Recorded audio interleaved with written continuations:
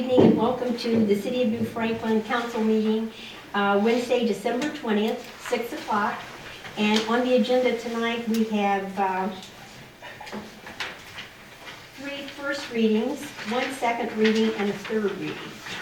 We'll begin with first reading resolution number 23R90. Ms. Jones, start with the hearing first. Oh, okay. I don't have that on my call, so I did not know that. I apologize. We're going to begin with the hearing tonight. Well, then,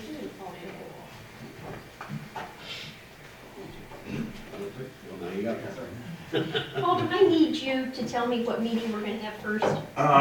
Well, no, yeah, it will be the, you're The correct. planning, Yeah, the public hearing. And the then, proposed amendments? well, we can do the public hearing and then we'll address the amendment as we go through, when we get into the committee, Okay, the further committee reports. because I did not have any notes, I did not know. And, Do you want me to turn that over to Very good. Gary and Fred now? yes, I would note, I guess for the record, that council and the mayor received a recommendation from planning and zoning on December 4th of this year for revisions to the articles that are going to be discussed. The zoning code requires a public hearing within 30 days from that date. Here we are. Requires notice of publication 2 consecutive weeks, and that was accomplished on December 8th and December 15th. At the conclusion of this hearing, consistent with the zoning code, council could proceed to make decisions relative to it, but within 90 days, required either to adopt, deny, or adopt with modifications following this public hearing. That's all. Get So out we're of the going way. to turn over to, Keep the computer closed until you guys. Gotcha. Yeah, we probably have to pull your chairs down.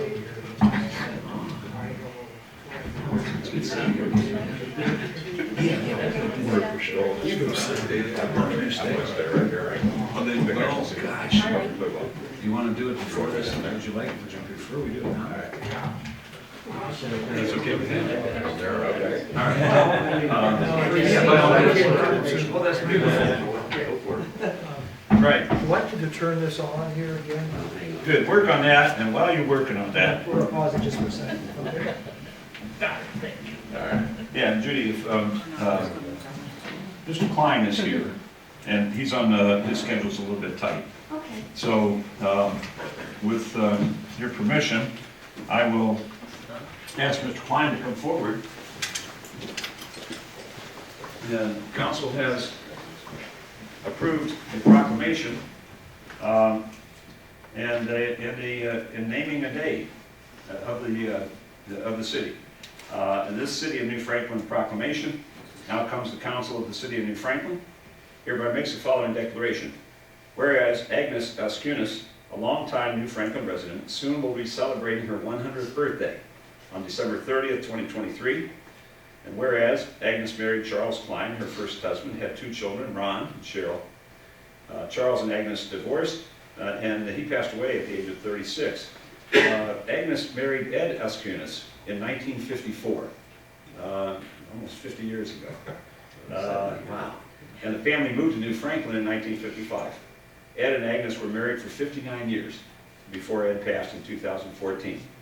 Whereas Agnes was an accountant at Goodyear Aerospace for the Wheel and Brake Division, which is also where she met her husband Ed. During World War II, she was a Rosie the Riveter, wasn't she? She was honored to be chosen to work on the squadron making instrument panels for the military. Eventually, she stayed home to raise her kids, Ron and Cheryl, while Ed continued to work at Goodyear. And whereas Agnes has enjoyed many hobbies and interests over her long life, as a talented seamstress, she enjoyed making clothing for herself and her daughter Cheryl. She was part of the Manchester Women's Club and enjoyed modeling in their fashion show. She enjoyed being active, whether golfing, bowling, or dancing at the Slovene Center in Barberton. In school, she was in the choir and on the drill team. She also played the Hawaiian guitar and taught others to play it as well. Whereas Agnes has been blessed with excellent health, she rarely takes any medication. She walks on her own with no assistance. She drove until the age of 98 and passed her eye exam last year with no problem. She currently lives in New Franklin with her son, Ron. Now therefore, in recognition and celebration of a life well lived, the Council of the City of New Franklin designates Saturday, December 30th, 2023, as Agnes S. Kunis Day in the City of New Franklin, and extends best wishes for many years ahead. Approved this 20th day of December 2023 by the City Council of the City of New Franklin and signed by President Judy Jones. So, Thanks so much. yeah, congratulations.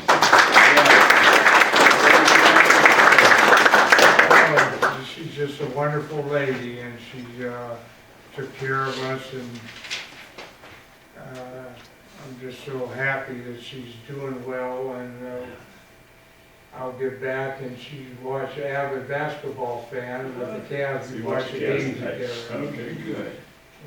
She's just such a humble, loving mother in Wow. person, and Well, she raised a fine son. She's lucky to have you. I'm just so grateful to be able to be with her and help her.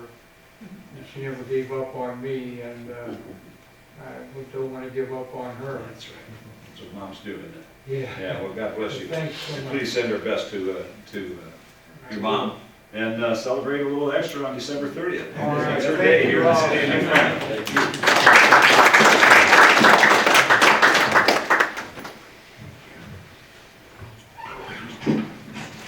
All right, I'll get started now. What I'm going to do tonight, I want to go through, I have a PowerPoint that goes through the package that you received dated November 30th. Basically, what you received was the original code sections and the amended code sections. So what I'm going to do tonight is really just briefly go through all those changes, and then if you have any questions, I could answer those questions for you. I'd like to start first with the process. I think the process went really well with going through the planning commission, and I'm just going to walk through this briefly, is that the first meeting we had to discuss these text amendments that were in the package was September 2nd. And at that point, the Planning and Zoning Commission had a workshop. We gave them our first draft of how we think some of the changes should be made. They reviewed it, discussed it, had some changes they wanted us to make. So that on October 19th, we met again with those changes and reviewed those changes. And based on the discussion we had at the workshop, there were additional changes that were needed. We then prepared what we called the public hearing drafts that were given to them on November 16th at our public hearing. But prior to that, that same week, we held a meeting with the Board of Zoning Appeals to review those public hearing drafts. The Board of Zoning Appeals had some additional changes. We discussed those changes with the Planning Commission on November 16th, and they were then incorporated into the November 30th draft. That public hearing continued from November 16th to the 30th. And then with all these changes and updates, you then received what the Planning and Zoning Commission approved on the 30th. So I think this process is each step we fine-tuned what they felt was appropriate, and what you see tonight are those changes that we had with BZA input, Planning and Zoning Commission input, and residents input. So I think the process was pretty good. Almost a 4-month process, 3 months, 3.5 months. So I think it went well. So let's start off. We separated these into 4 amendment sections.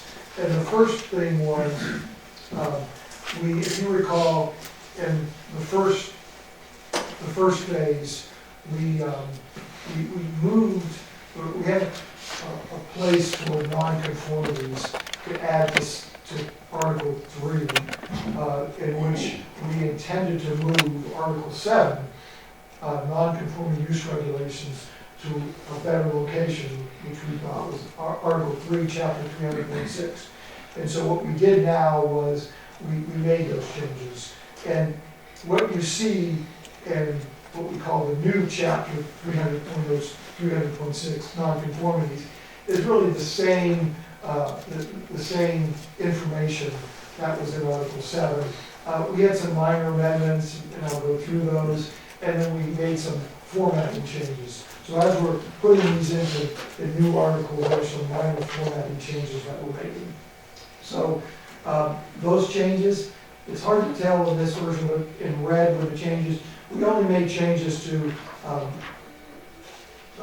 three sections, and they really dealt with, one was, it still referred to the city as a village, but we changed it to city, and then we made change effective dates. You can see that the date of this code, and revisions to this code shall be regulated. So we made minor changes just to show when these changes were made in this code. Other than that, it's the same information that was in Article 7, it's just now Chapter 300.6 nonconformities. The second area amendments is where we made the biggest changes. And in Article 4, Article 5, and Article 6. And basically what we did here was we added attached single-family dwellings to R3 and RL. We eliminated Chapter 400.02 zoning map interpretations and boundaries because it now exists in Article 1 in the Phase 1 amendments. We didn't need to repeat it in Article 4. And then there was a minor,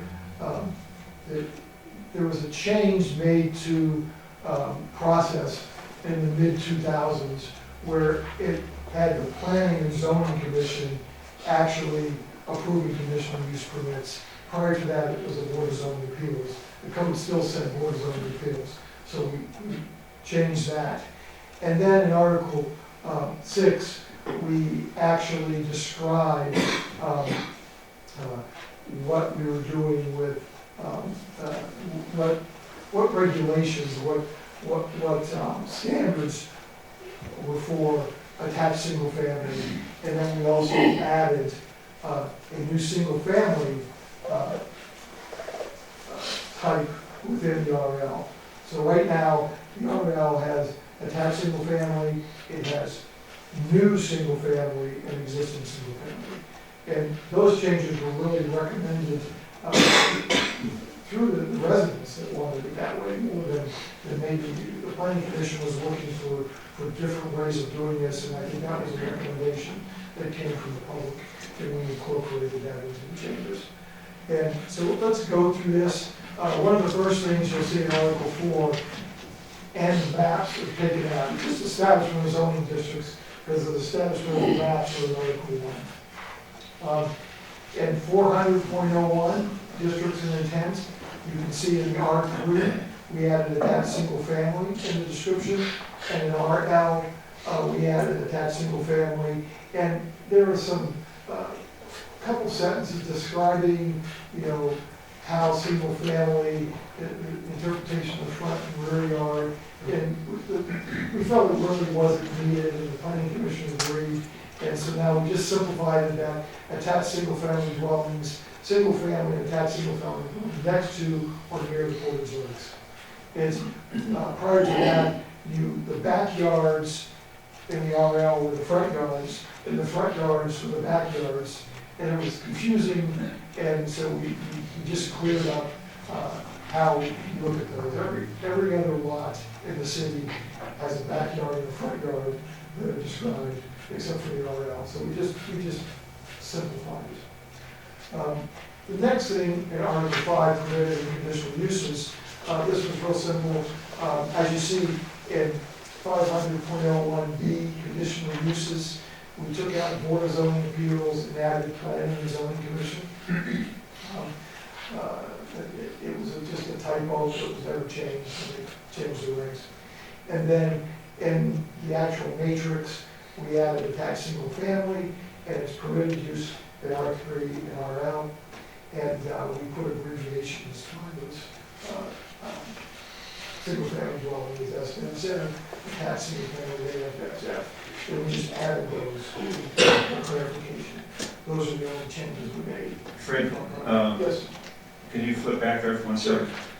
I don't know if I'm out of order in No, the no, sequence of no. what you're going to present, but you note that there was some discussion about making attached single family either permitted or conditional in B1, and based upon input at the public hearing, it's my understanding that the decision was made to pull that, Yes. reconsider that at some other time. So I think it's important to emphasize that the attached single family that is being added is only in the R3 and the RL. Correct. Yes, at the last public hearing meeting, it was taken out. Yeah. It wasn't that they didn't want attached single family potentially in a B1. It's just felt, let's wait till we make more changes to that section.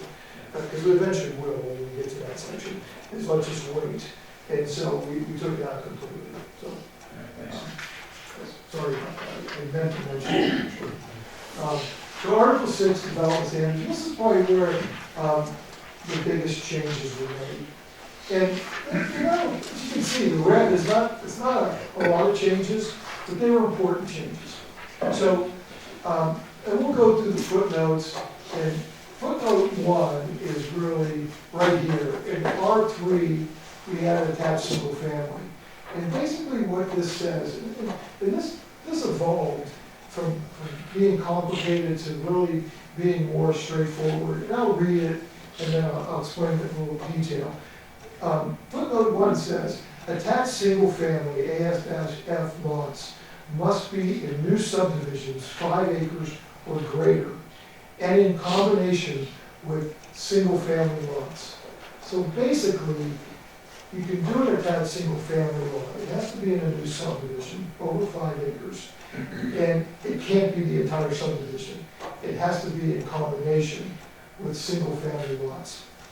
Overall subdivision densities with AS-F attached single family lots must not exceed 8 units per acre. We had different ways we were looking at it, that it said that 50% of the lots cannot be more, you can't have more than 50% of the lots as attached single family. And it was getting confusing, and so what we decided to do, and I think the planning commission agreed to it, as you see, is that let's just cap it at density. And so, and we'll go into the numbers, I'll explain a little more, so you just can't exceed 8 units per acre. If you had single family, it would be 6 units per acre. So it allows you to mix and match. And the final sentence is a really important sentence. It says mixture and grouping of single family and attached single family lots will be established during the subdivision application process by the Planning and Zoning Commission. So basically what it says is, you can, if you want to, you can put attached single family, we're going to increase the density, 2 more units per acre, but the Planning Commission has the final say of where you put these units, how they mix throughout the development. And so I want to go on and go into that column here, or this row here. As you can see, it says new lot. The minimum size lot is 3,500 square feet. And I wanted to go over that number because if you had 3,500 square feet per lot, it would really be 12 units per acre. But we're capping it at 8 units per acre. That is really based on the lot size. And the lot size is based on building type. And if you have attached units, it's a typical building lot size for attached units. So then let's get to the next column. Minimum lot width is 28 feet and 38 for end units. During the process, as our discussions, I'm going to go to footnote 2, is we started talking about what units would look like. And footnote 2 says, attached single-family dwellings with street-facing, front-loaded garages must be at least 32 feet wide for interior lots and 42 foot wide for end lots. 2 garages are required.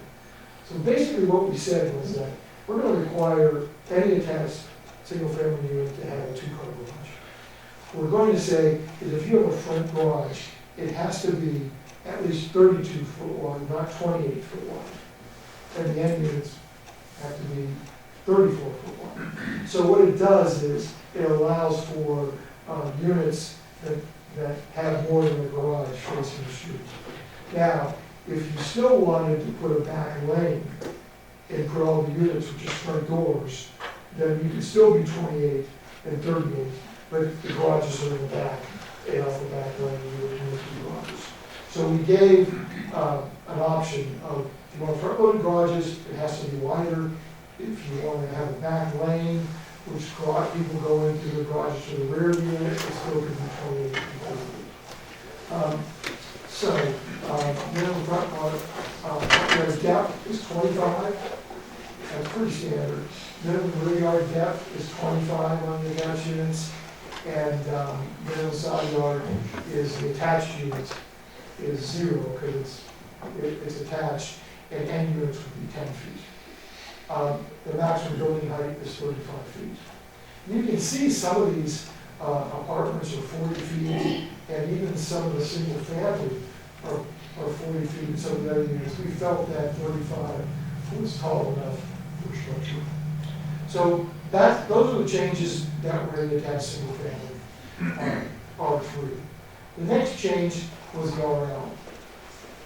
And this came about from discussions with people at the public hearings and at the work sessions, is that they didn't want changes, that many changes on existing lots. So we listened.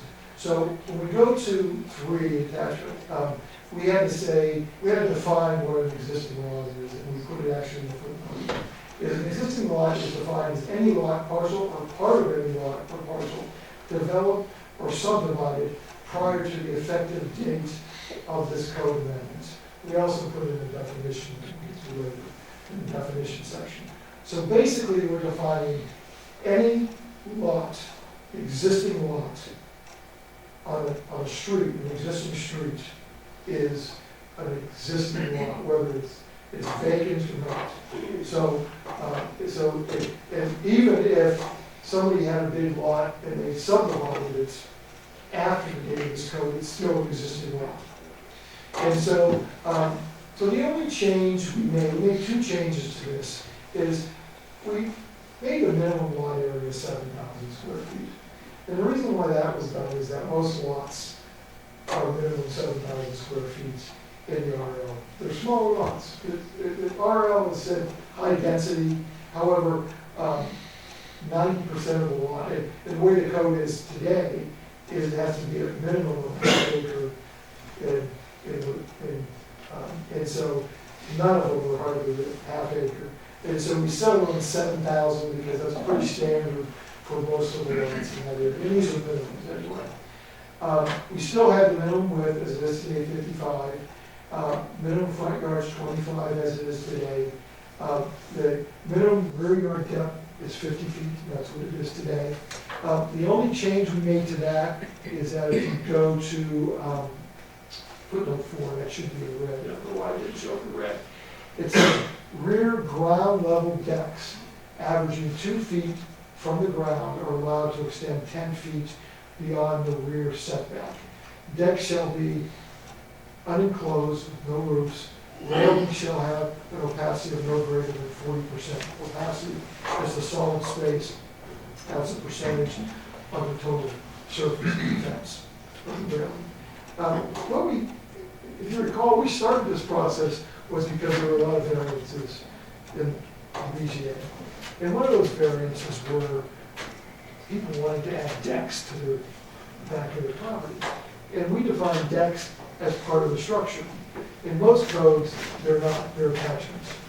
And so we said to the commission, what if you allowed a deck to extend 10 feet into that rear yard? So if the building was at 50 feet, you could put a ground level deck 10 feet into that rear yard. And everybody seemed to be okay with that. It was, you didn't want to block anybody's view. And you can put a patio back there that could be built up probably a foot if you figure out how to do it. So you could put all these things on a patio, you just couldn't put a deck back there. So we just said that, okay, you can ascend the deck at 10 feet. So that's why, that's what footnote 4 is. And then through the discussions, this changed back and forth. We had a 15-foot side yard depth, and we talked to both the BZA and the planning commission. Everybody felt that the 10-foot was adequate for the side yard setbacks. It's common in the other ones, in the R3, and so we decided that the side yard, so if you're gonna allow somebody to expand and you don't let them go in the rear yard, maybe you could let them go 5 feet more than the side yards. So that's why it went from 15 on each side to 10 feet. And that was a change that was made after we like I said, it went back and forth. And it was the final meeting that we decided to go with 10 feet. Can I ask for a little clarification? Sure. The front and the backyard, so we've always, correct me if I'm wrong, because I very well could be, front yard is the lakeside in RL, and that is not changed. It's just changed. It's called the rear yard now. Okay. But the regulations, it just, front, instead of calling it front yard, we're calling it rear yard, and these are the requirements for the rear yard. Okay. So that, And that's specific to lake? right, yes. Okay. And it's specific to every district, every single family here, and 3 family, they're all front and back. The front is facing the street, back is the rear yard. And so all we did in this case was, the rules hadn't changed on the setbacks, we're just calling it a rear yard, just to be consistent. And I think the way we did this, Barry might have to correct me if I'm wrong, is that you really can't build anything now in the backyard, other than a deck, 50 feet. Not a gazebo, not a covered porch, all you can do is put a 2-foot. So I think that we strengthened those regulations. Right. If you want to build a gazebo or something, you need a variance. Yeah, you still have to get a You still have to variance. get the variance, yeah. There's still that path for you, but. There's always There's that always a path. path, yeah. And I think going through this, and we went through these sections, I think, we're not gonna eliminate all the variances that come in the new zoning appeals, but we're trying to eliminate some of them. Side yards, rear yards, with the deck. And so I think it was both the BZA and the commission at the end of the day felt that they're okay with that there's still gonna be some variances. The issue was everything that seemed like was getting built in the RL was needing a variance. And so we tried to eliminate some of those. That's the reason for these changes. It did say in our code, now if you read, it said you could build a 4x4x4 box would be permitted, which is basically you could put a doghouse. When you put a dog out, you can put a thing for your cushions for your boat or. Right, right. jackets or something. It's kind of a strange thing we had in there, 4x4x4, so. And we're gonna get into that in the next phase. Call it a dock Locker, Yeah. dock locker. Yeah. We couldn't figure out exactly what it was for. I never thought. That's what it's for. That was okay. We thought it might have been a pump house or something for a well. All right, so let's go on. So the next one, we added a new single family. I'm sorry, we did, this iron one is a new single family lot. And I'll define that. Footnote 5 says a new lot is defined as any new subdivision lot in the parcel created after the effective date of this code amendment. So any new development, any new lot created in a subdivision could fall under these. These are just minimums now. It's what, we're dealing with minimums. Things could be bigger than this. And again, it's, here's my arrow, 7,000 square feet, 55 feet wide, minimum front yard's 25. And the new one is, the minimum yard is 35. In going through the process, it wasn't so much that the 50 was this number that everybody wanted. It was 50 when everybody else is already built out. So in a new development, everybody felt that you could go to 35, like something, because they're all going to be 35 facing the lake. It's not like having something already existing and you're building a new lot and you're gonna have 35 and the people beside you are 50. Yes. So how are you gonna define what's a new development? So if I've got, say I buy 2 houses, got a significant lot, and I can put them together, the minimum is only 7,000 square feet, which is about an eighth of an acre, if I'm right. I buy 2 lots between a bunch of other houses, and I decide to divide them. Is that not a new development, and could that not be 35 feet? That'd be an existing lot. It would be an existing lot, but if you had 5 acres, or 4 acres, let's say, you couldn't do attached single family, but you could do single family, and by this requirement, it could be 35. I agree. That's a concern for me. Well, and then we- I get a new development, if you've got 10 acres, or even 5 acres, to be honest with you, that's not a big deal, because we know there's not Let me that look many at this, around. because we've gone through this lot, I have to, Yeah. it says, a lot is defined as any new subdivision lot or parcel created. So basically, there's 2 types of subdivisions, a minor subdivision and a major subdivision. Okay. Let me jump in, Sure. if I can. No, but, When you're talking about, okay, so you got 2 lots, there's a house on each one. They're tearing those houses down, and they're gonna build now, okay? Those lots are existing lots, under footnote 3. An existing lot is defined as any lot, parcel, or part of any lot or parcel developed or subdivided prior to the effective date. So now you're dealing with an existing lot, and as an existing lot, you have the 50-foot minimum rear. that's right. So there's. That was discussed intentionally. Yep. My question then is, if that could not be then subdivided down into smaller parcels and considered a new development? That's. Yes, and you got me thinking about what we make a problem. We talked about this. We also have a definition for existing lots, and we'll go through that. Okay. And the So mayor is right. I just want to make sure there's some way that this is taught, that If somebody. there's an existing street, it could be existing street, existing utilities, whatever, it's an existing lot. The mayor's right. Yeah. Okay, thank you. Yeah, and I want to be clear on these kind of things. These are the kind of things that came up. This was, as you went through this and presented it to planning and zoning, that was a concern that we became aware of, that planning and zoning had. What's going to happen in those situations. And so, in my understanding is then the additional, the footnotes and the definitions were added. And I just want to continue to be careful, clear, to make that this stuff, this comes through planning and zoning.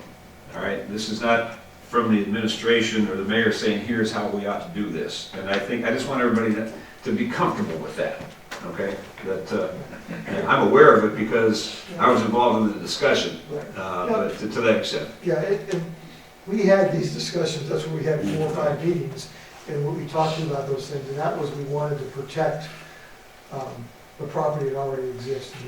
People had that very concern. Yeah. And I just want to make sure when we got to the end here, that there is some way of defining, and that's a perfect way to do it. As long as there's a definition of what a new lot and what an old lot is, and you can't figure out a way to make an old lot a new lot, then we're okay. Sorry, that No, that's okay. Thank you for that. I just wanted confused to me there make for a sure that got second. clarified. Did I make a point? Thank you, Mayor, for clearing that up too. All right, so that is, again, 35 rear. You can put a deck in the new subdivision, 10 feet, go to 10 feet. Your minimum side yards are 10 feet, and the height is 35 feet. And then we added the attached single family, and the attached single family are exactly the same as we described. It just refers back to footnote 1. And then 3,500 square feet, it's a new lot, and 28 and 38 refers back to, as 8, it refers back to footnote 2. So the attached single family are the same as they are in the R3 as they are in the RL. The only thing we changed in this is there was some wording that was in the old table that was hard to explain everything in it, but we just simplified it and just said, in addition to these matrix standards, other specific code requirements are described in separate articles in this code. So basically, there are other things you still have to follow. You're building a house, you still have to have, potentially landscaping, you still have to have other requirements that's not essentially in this matrix, but there are other things you have to follow. So those are the changes we made, and like I said, these are probably the biggest changes we made in all the amendments. I'm gonna go on now. The next one is chapter 1100.09, preparing development setbacks and regulations. Basically, we started doing this as, there are some things that staff felt should be changed with the riparian. These riparian regulations were written by some soil and water conservation district. They're basically, not that they're a bad thing, they're basically township regulations because they work with the county and they develop these regulations for unincorporated areas in the county. And so, and they even said so when we worked with them on it. And so there are some things that needed to be changed. Not a lot of things. The riparian regulations are pretty good that they developed. But there are some things that staff wanted. And some of those things that, instead of having to go to the Board of Zoning Appeals every time there was a slight encroachment into a riparian, it was thought that it was better to have either administrative approvals, and in cases where it was a subdivision, have the Planning and Zoning Commission approve a modification, instead of having to go to both the Board of Zoning Appeals and the Planning and Zoning Commission. And so those are the changes we really made. And then all other intrusions still go to the Board of Zoning Appeals for both the variances and appeals. And we didn't make a lot of changes here, but as we went through these things, we did have some discussion about how to simplify some of the regulations. So as we started, we actually maybe complicated some of them as we went through it, and then we went back to a more simplified version.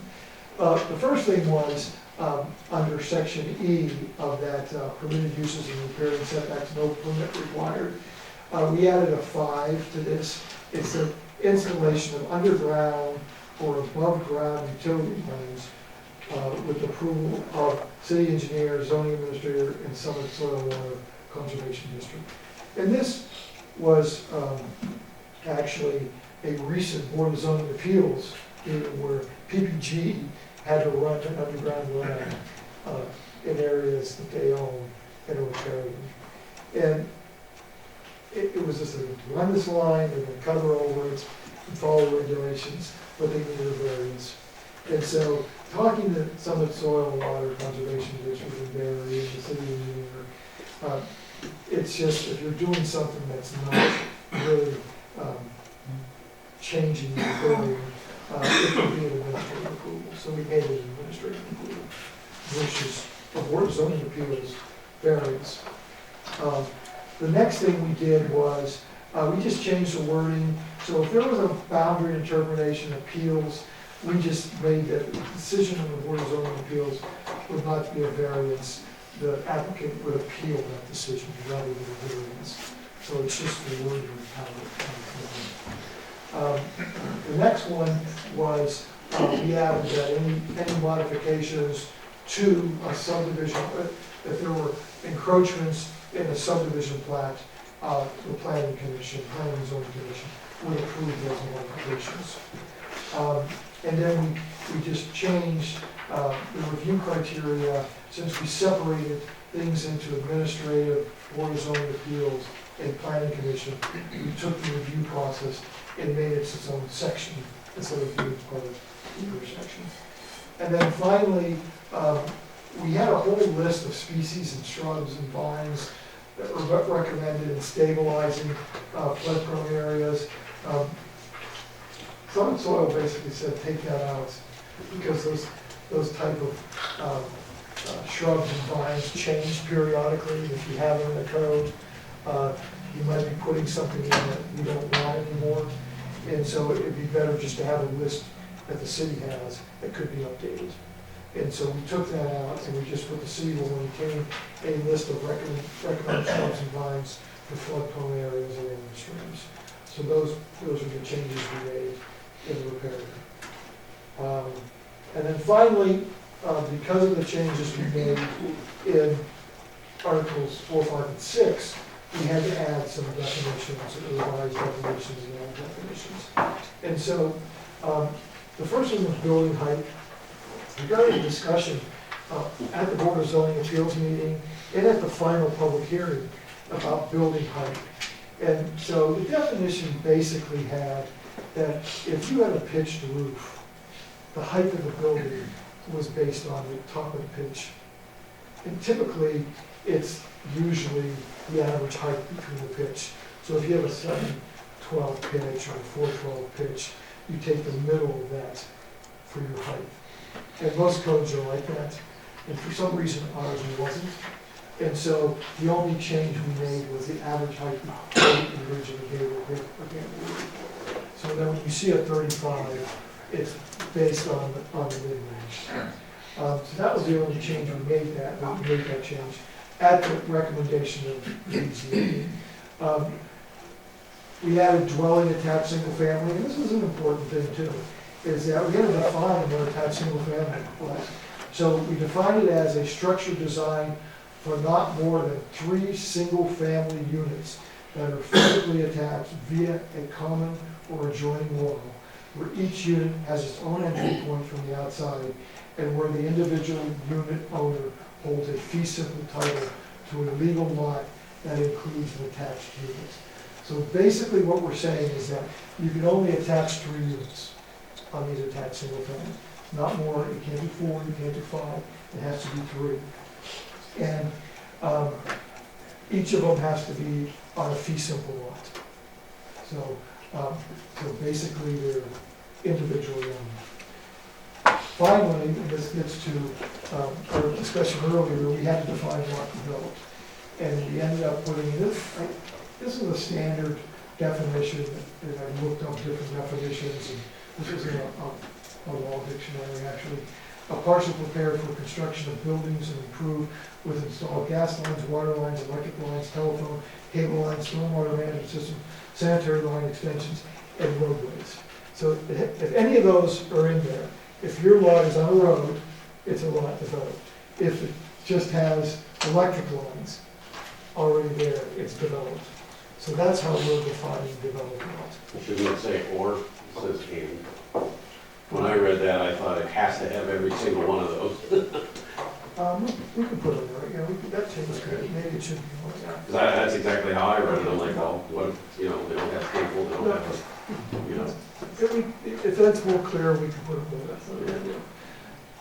So those are the changes that we made. I think we made good progress through the process with the planning commission, planning zoning commission, and the board of zoning appeals, and so this is our end result. So I can try to answer any questions. I did have a quick question for you. Let's say there's a, fairly large size development that's being proposed.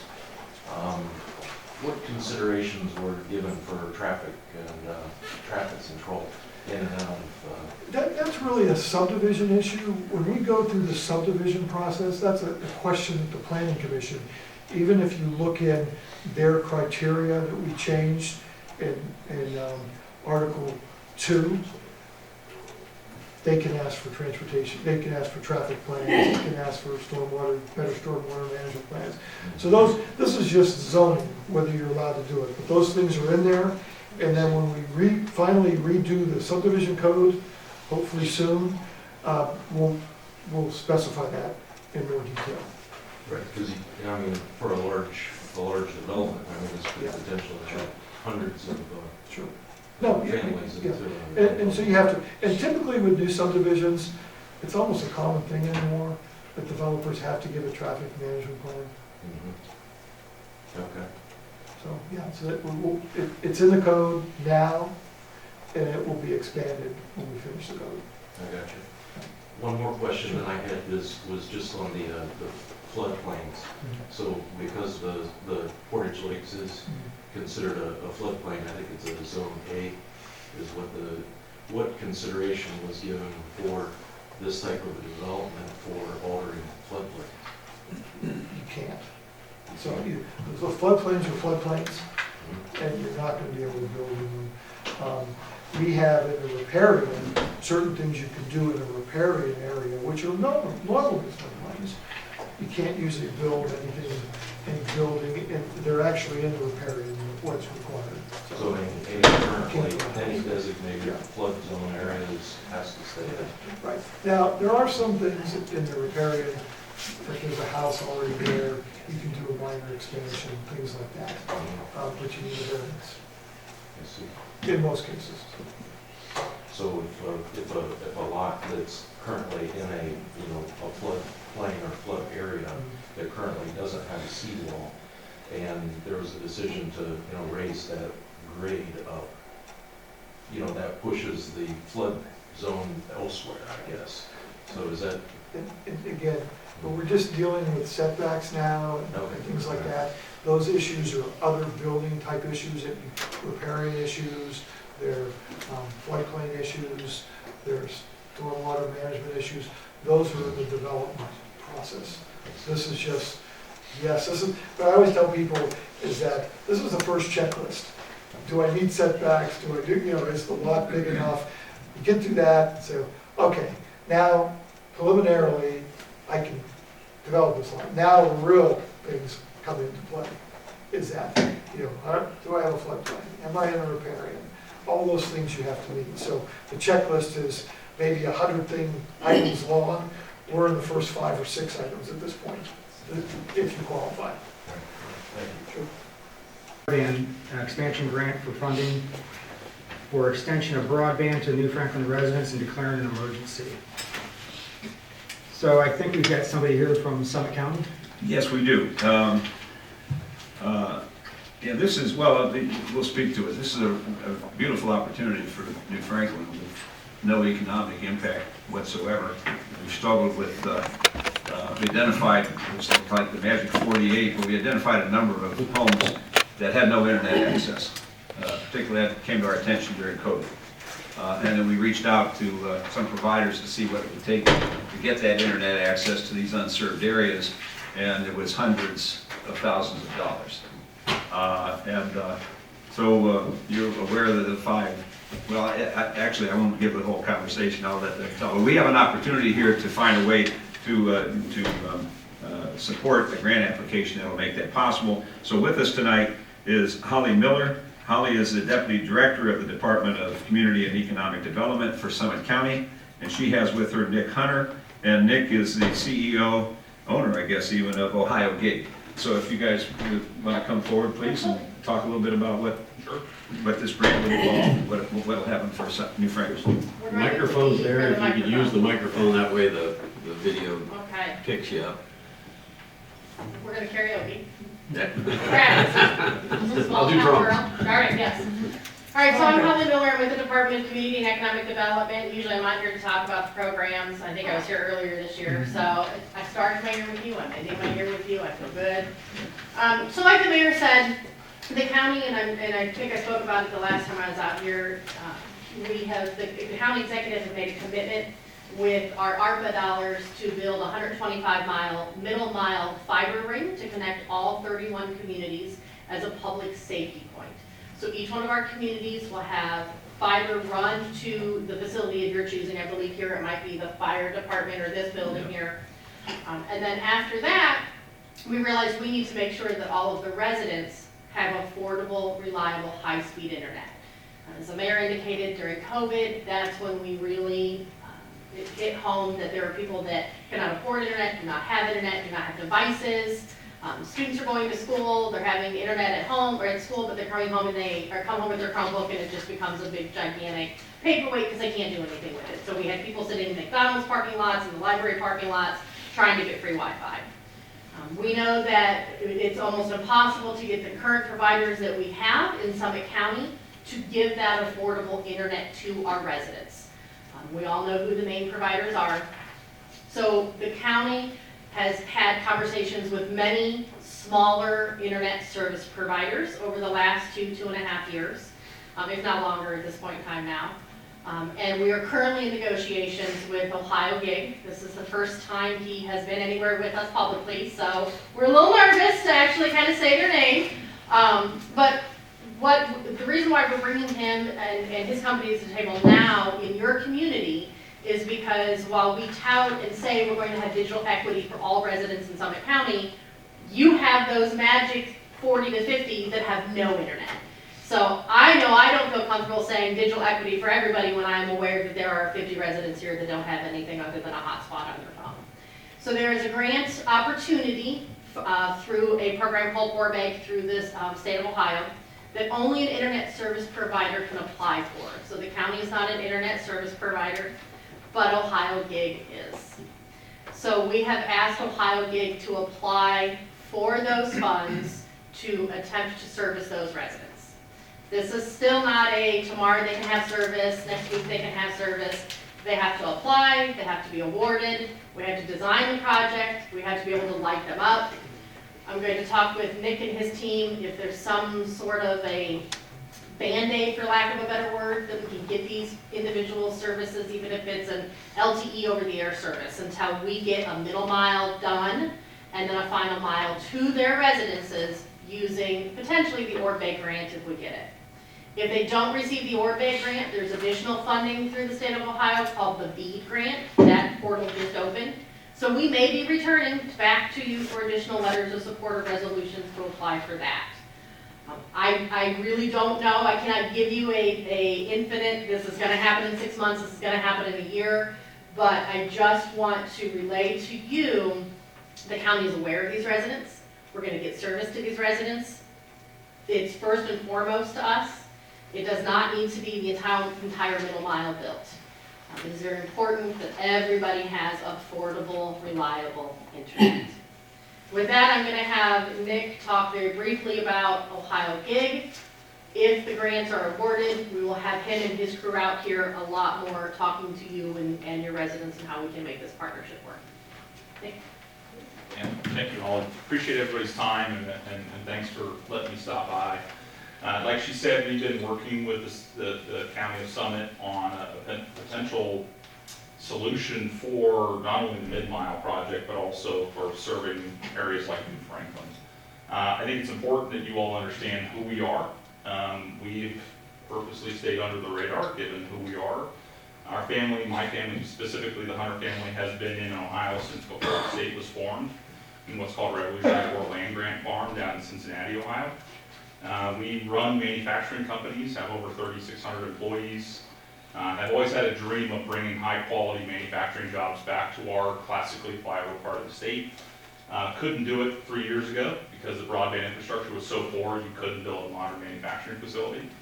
And when going to the incumbent providers that she mentioned, we were told that no help is coming and you're either going to pay us millions of dollars for antiquated technology or you're not going to have internet. And so we asked ourselves the question, can we be an internet provider? We were not getting the help when we were asked, but we know we're operators of businesses. And so we could maybe come up with a plan to do that. As a 200-year-old family in the state, we said, if we're going to do internet in our own community, we are not going to do some kick-the-can solution. We're going to build the best internet we can, and we're going to do it one time, and we're going to do it right.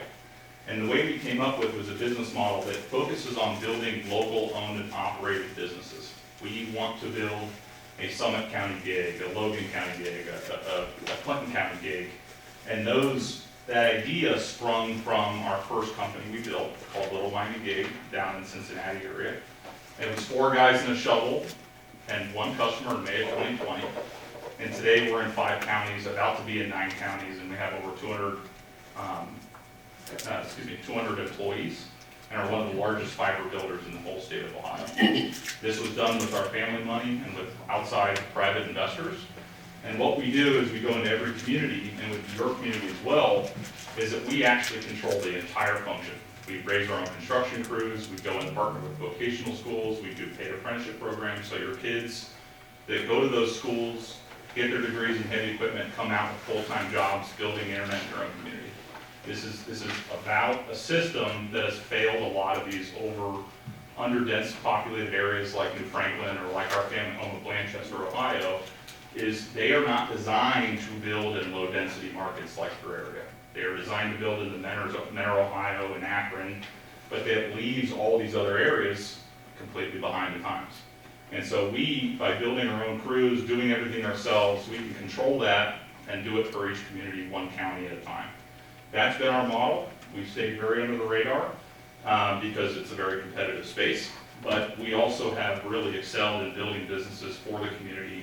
We actually have people from the community invest in that company so they can also, be part of that business.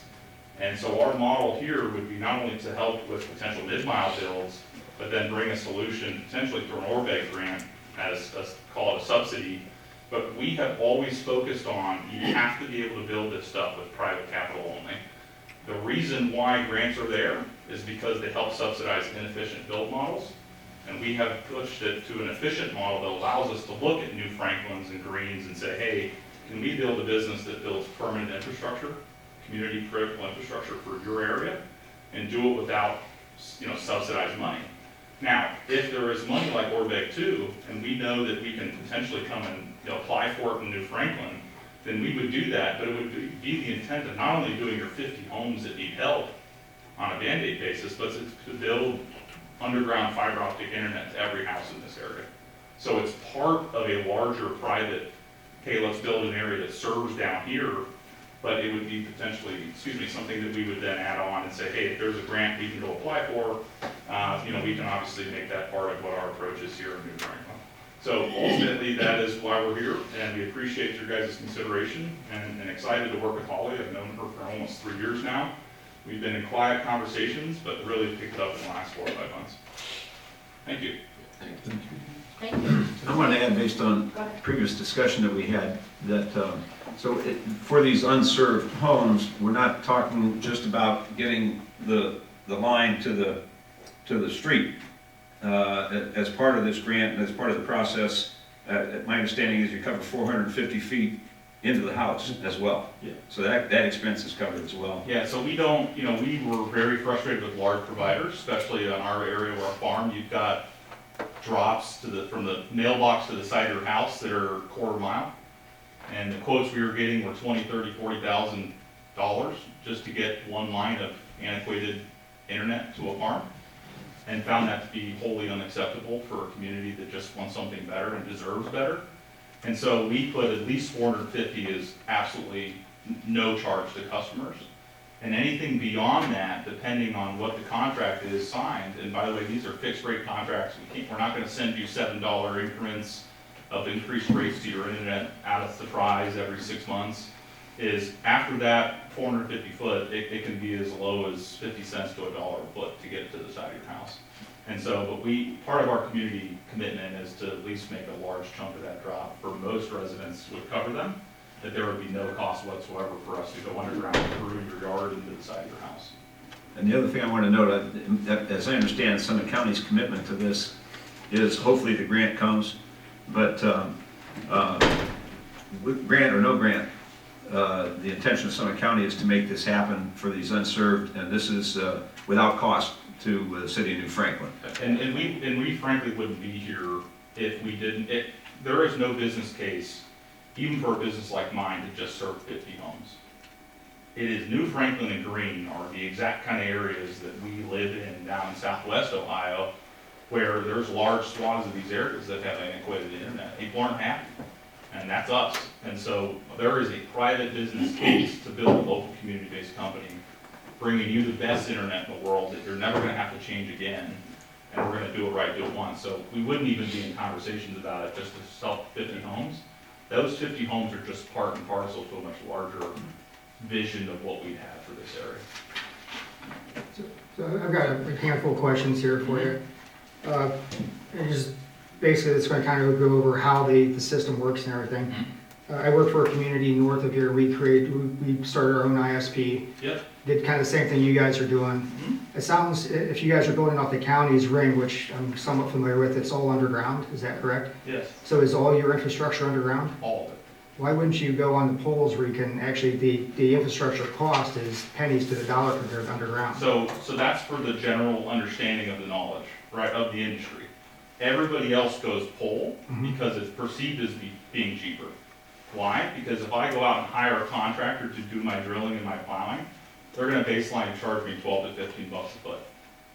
By doing our own construction crews and having vertical integration throughout we do our own engineering, our own field engineering, we actually produce our own conduit, we produce our own splice cases, we have our own construction crews, and that vertical integration actually drives our cost equal to or below aerial fiber. The other thing to consider with aerial fiber is it's the cheap way out for people who don't want to pay contractors to do it underground because it's too expensive. That's why they go on poles.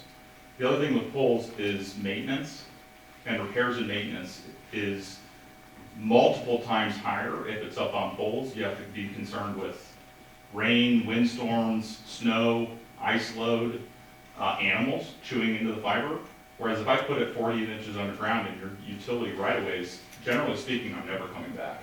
And so from a cost of both of building a business and then maintaining it, it is more economical to build it underground today and then have a much lower repairs and maintenance cost and a crew to constantly drive around in bucket trucks trying to fix everything. But I'll give you a perfect example. I see the tornado shelter thing up here. In Cincinnati, Ohio, 2 years ago, our network in our area was hit by a tornado.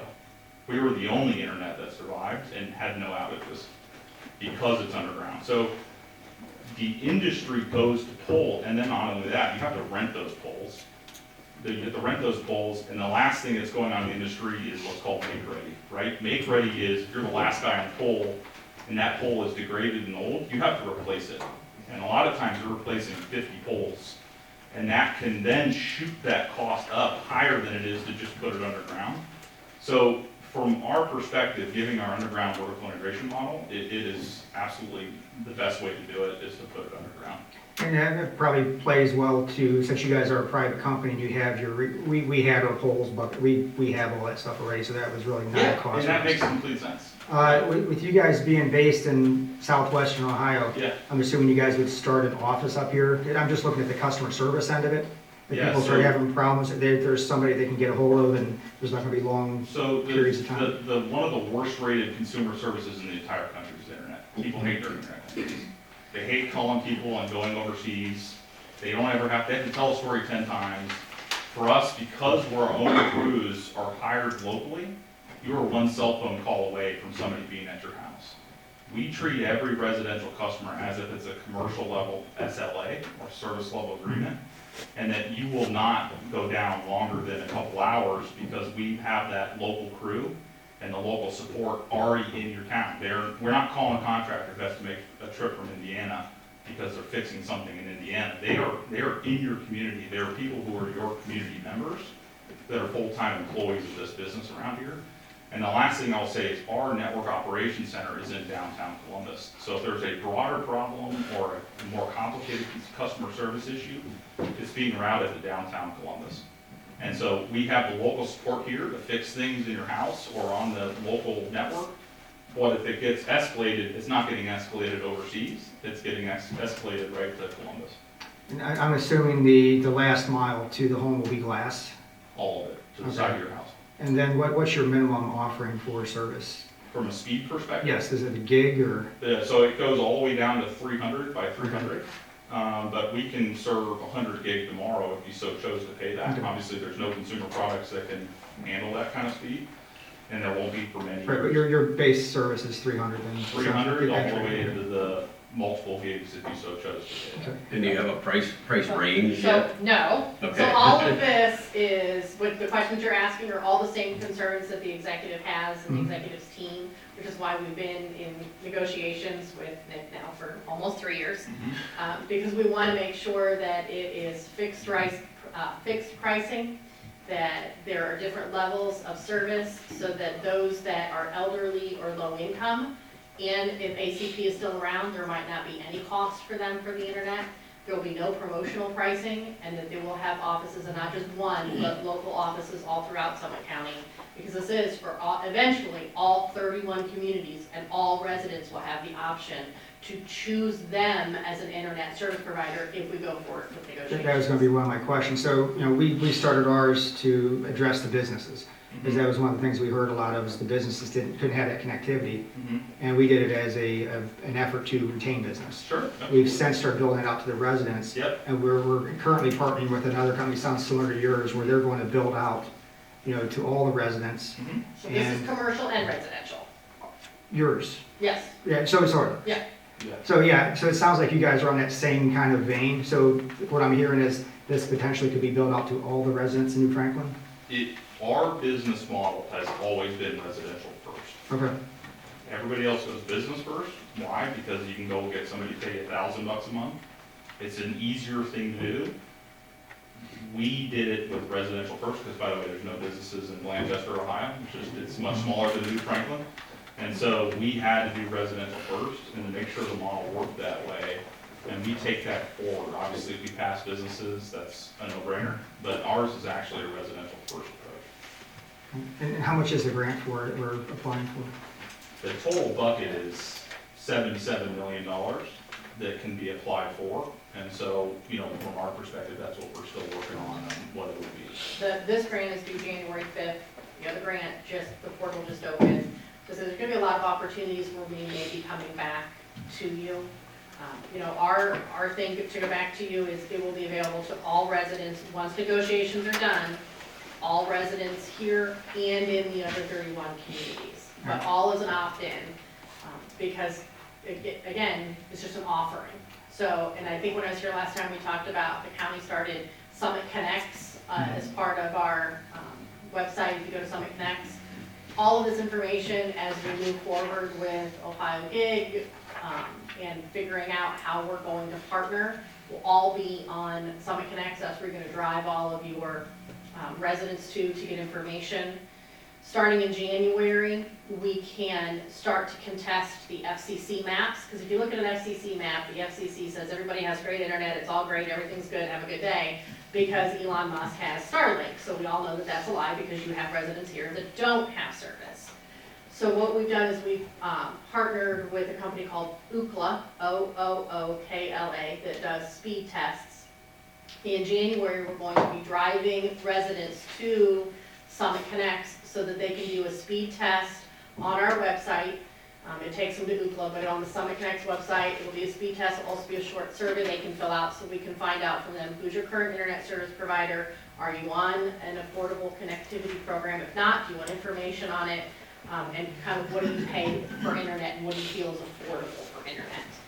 When you talk about speeds, at least the residents I talk to, they have no idea what an upload and download speed is. What they want to know is, can I watch Netflix? Can my son play Xbox? And can my husband go to the garage and watch football? And can we all do it at the same time? So we're going to ask questions that they understand, because we want that information so that we can share that as we continue our negotiations with Ohio Gig, and that we can fight those FCC maps, that not everybody has great internet coverage just because Elon Musk has Starlink.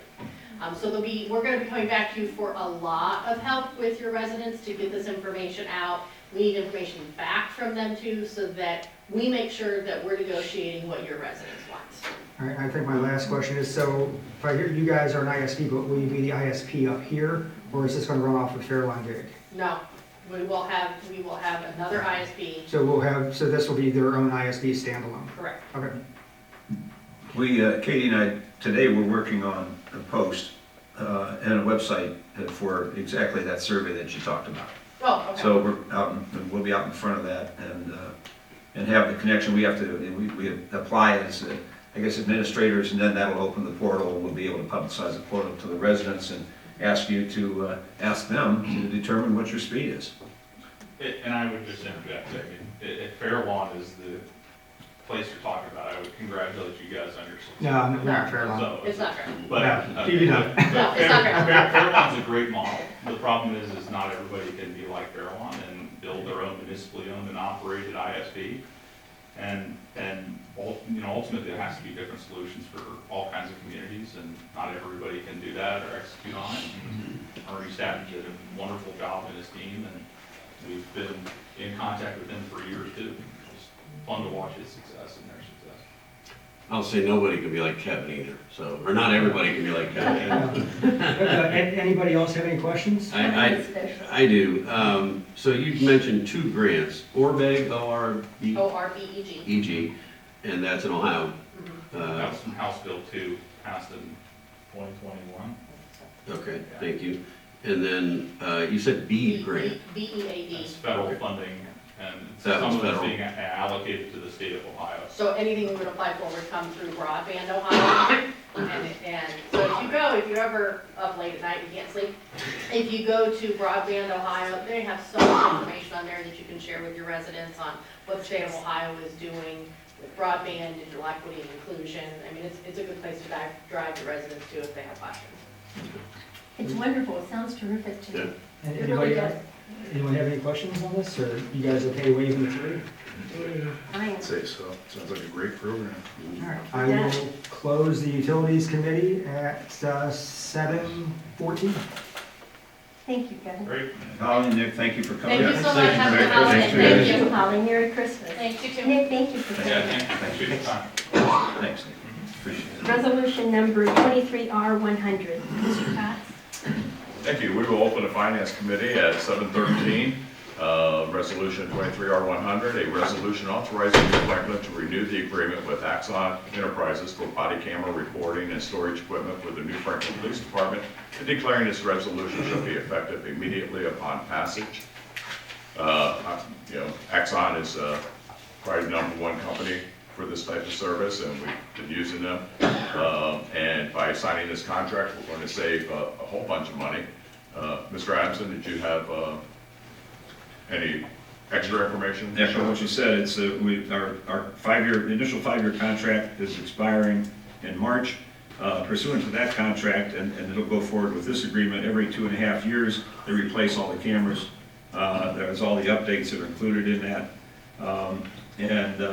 Since the anticipation, well, the reality is that come March, we get into 2024, the prices are going up. So if we renew now, we're going to save close to $10,000 over the life of the contract. We would stay on on the same schedule of invoices, so we won't be invoiced until April of 2024. We also have a grant application that's pending for $60,000 to try to cover this cost. But we need these anyway.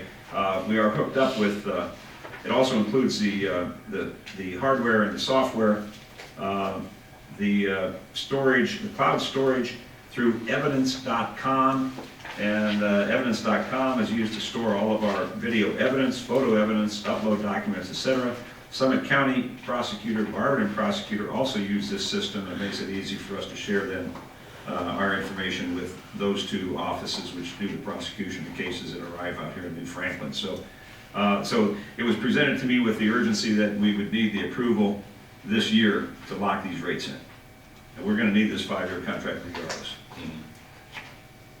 Questions, comments? Permission to waive 3?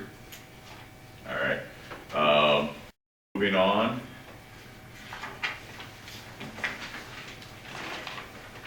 To the second reading, or third reading, or fourth reading. Resolution 23R92, a resolution granting wage increases for certain full-time and part-time non-union job classifications and declaring an emergency. Mr. Powell?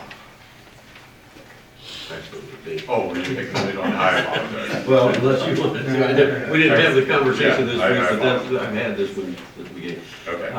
Yeah, so this is the third reading. I think we've taken some time.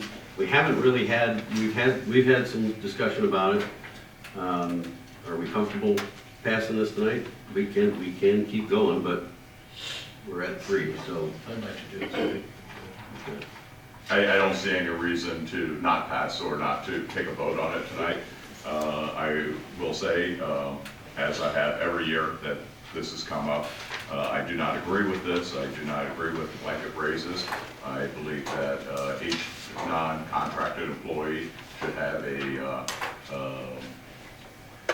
review, where wage increases would be considered during that review process.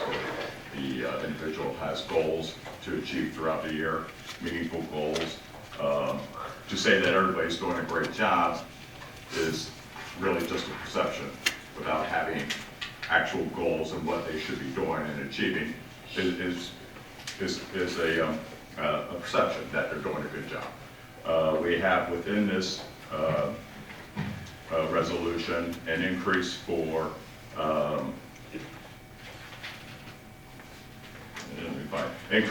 our communication manager, which is going from $26.93 per hour to $30 per hour.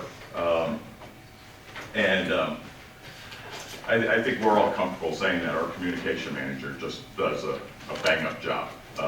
She works very hard. She puts in a lot of, I'm guessing, a lot of extra time. Yeah, so we can't say anything negative. But again, that's our perception. She doesn't have specific goals or things that we can measure as far as telling us this is what she's doing. This is showing the reasons and why it makes sense for her to receive this increase. I'm not against her receiving the increase. I'm not against any of our employees receiving an increase. I just think that we should be doing it in a different way. And I think our communication manager shows and proves the point that if we have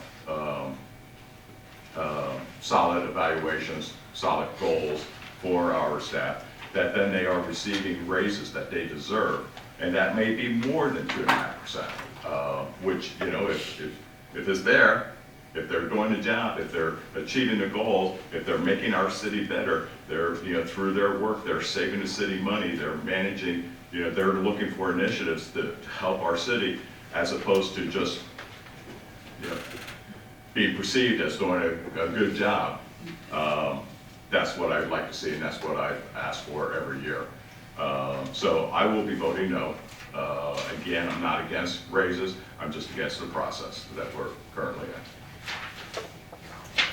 I think those are valid, very valid points, and I agree. I will vote for this because it's the system we have, but we have talked extensively about the fact that we would like to see more done from the standpoint of incentive-based raises. Even if it's not a performance-based raise, it can be designed in a way to have an incentive to lift people up to a higher standard. I would agree that we need more of a goal-oriented program to follow for the raises. We've talked about this, but it's 2 cents on it. That's where we're at. But Couple Okay. observations, if I may, Absolutely. really quick.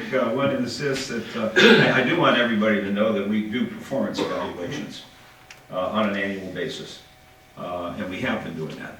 And so we're not totally in the blind just saying everybody should get a raise. And included in those are observations relative to areas that need improvement, et cetera. So I want you to feel at least comfortable in that regard. These include this $250 equity increase that was included in the police and the fire contracts. There was discussion it was not included in the service department contract. And for what reason, it's kind of hard to put your finger on. They were the last to endorse a contract, and the others had already been granted those. And I don't sit in those negotiations, so it's not clear to me if they bargained for something else or if someone forgot to ask. Don't know the answer to that. The issue of parity is always really important, and well, we could say, well, when we give them a $250 equity increase, well then, unions, I love unions, I was a strong union guy all the way back to Firestone Tire, Local 7. And as a general rule, if we were to do something like that at this point in time, I'd be disappointed if the other 2 unions didn't say, hey, wait a minute, they're now out of nowhere, they're getting something extra, we should get something extra too. So there's that. I want council to know that, well, there is sensitivity to that, and I had a conversation, a meeting with the union representative for the service department, and I explained to him in detail where we were and what was going on, and I will tell you that my perception, and certainly feel free to talk with him, was that he was comfortable, he understood. He understood what happened, and he understood why why it would be impractical for us to do something now to try to catch them up. So there's that. And the final thing, and I'm open to all this discussion as we go forward each year. Parity is a tough deal. There's a reason that all of them got 2.5%, the three unions, and they pay attention to what everybody else is getting. And so, on one hand, I've always it made sense to me to the non-union people, and particularly administrative staff here, fire, service department. They don't unionize. A lot of cities do. Maybe most. I don't know the answer to that. But they haven't unionized, so there's one argument that said, well, if the union guys are all getting 2.5%, you ought to give the non-union people 2.5%, because if they organized, they'd get their 2.5%. The flip side of that is, when you start going above 2.5% for the non-union, the next time you sit at the table with the union guys, they're going to say, what about us? How did you give these people 4, 5, 6%? So, probably, given the length of this meeting, it would have been a good idea for me not to open all of this up, but I just want you to know all of that is percolating up here, and we're trying to be sensitive to it and trying to be responsive to it. We'll continue to try to do better in that regard. I just have to say one thing to that last point. If it's not across the board and it's not blanket, then it's not parity. So that example you gave of, well, if you give somebody a specific raise, as we did, for excellent performance, Right.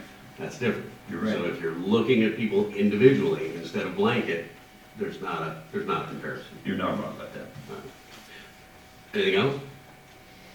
Good discussion. I appreciate it. I think Will we be asking for a vote tonight? I believe we will be asking for a vote tonight. Yes. Okay, thank you.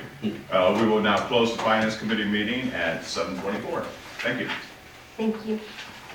Our next resolution is Resolution 23R101. All right. Mr. Daniels. Yep, we will open community development and hopefully this is after Jim closed his at 7:25. Resolution 23R101, resolution authorizing continuation of the terms of the addendum to the New Franklin's agreement with Insight Advisory Group LLC, serving as planning consultants for New Franklin and declaring this an emergency. And I know we have some concern, and we're going to want some time on this, and I know that Mr. Powell has some questions and things to bring up. Yeah, I wanted to bring up a few things on this. So, just to make sure I'm reading this right, is this a renewal of the entire Insight contract? Because Yes. I was under the impression that the existing one expires at the end of this year.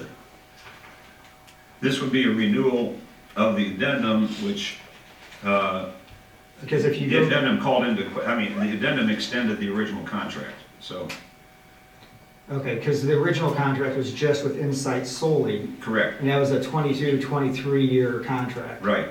And this is going to extend that contract and the agreement with Credo? Right, well, we did an addendum to that contract, that $2,500, back in, when did I say we did that? In, August 2nd. Yeah, so, because it was presented to us, the opportunity to retain the services of a lobbyist, and that's Brian Dirtle and his team. They quoted us a fee of $5,000 a month, which I talked to some other lobbyists, and they wanted $5,000 a month. There was a relationship between Insight and Credo, which is Brian Dirtle, and that's how they were brought to my attention. So I suggested, I told them I didn't really feel that we could bear that much of additional expense, but if they could combine forces, if Credo could subcontract with Insight, then we would consider $5,000 a month. And that's what was presented to you in August. So if I remember correctly, back in May, we used them to approach a certain item. Yes, And then in August 2nd meeting, we actually had this discussion. And we didn't know if a lobbyist would really fit with us for what we were trying to do. And we agreed to go to pass that legislation Right. then, kind of run them on a trial period, and then we'd reevaluate what we got for our money for that period of time. Yeah. We haven't seen anything as to what we got for our money in that period of time. And the resolution coming in front of us is just assuming we're going to take on Credo without given us any feedback as to what we've gotten for their services since August. Well, we're not taking on Credo, Insight took on Credo, but we're gonna Right, continue but that we're- relationship with the $5,000. And let me try to answer your question. We are right in the middle of the money chase. We're trying to come up with a funding gap of $12.3 million on the sewer project to make sure that we get the sewer up here to 93. We have businesses waiting to make significant investments on 93 that are going to create a significant number of jobs. They're not going to do it without the sewer. So it's really a critical process for us to come up with this funding gap of this $12.3 million. When we engaged Credo initially, there was a thought that out of the state budget that was being adopted at that time, that funding was going to be available. We engaged Credo and we went out for some salt trucks and a couple $1 million, I think, for the service department. And then, as you know, they changed procedure in Columbus. And that $700 million that was going to be available this year, they pushed into the next capital budget. So in addition to the capital budget, the funds that are available in the capital budget for next year, there's an additional $700 million. So we've made extensive lobbying efforts on our own to try to put ourselves in a position to come up with this $12.3 million. In fact, we really are trying to get $35 million because we want to get to the next phase 2, and we're working on that. So we're right in the middle of that process. I suggested this as a month-to-month, and quite frankly, I think that those folks know where they are between Insight and Credo, that we're going to need to see the result, but we're not going to know the answer to this probably until about April, when they finally approve the budget. So currently we have, and I will tell you that I've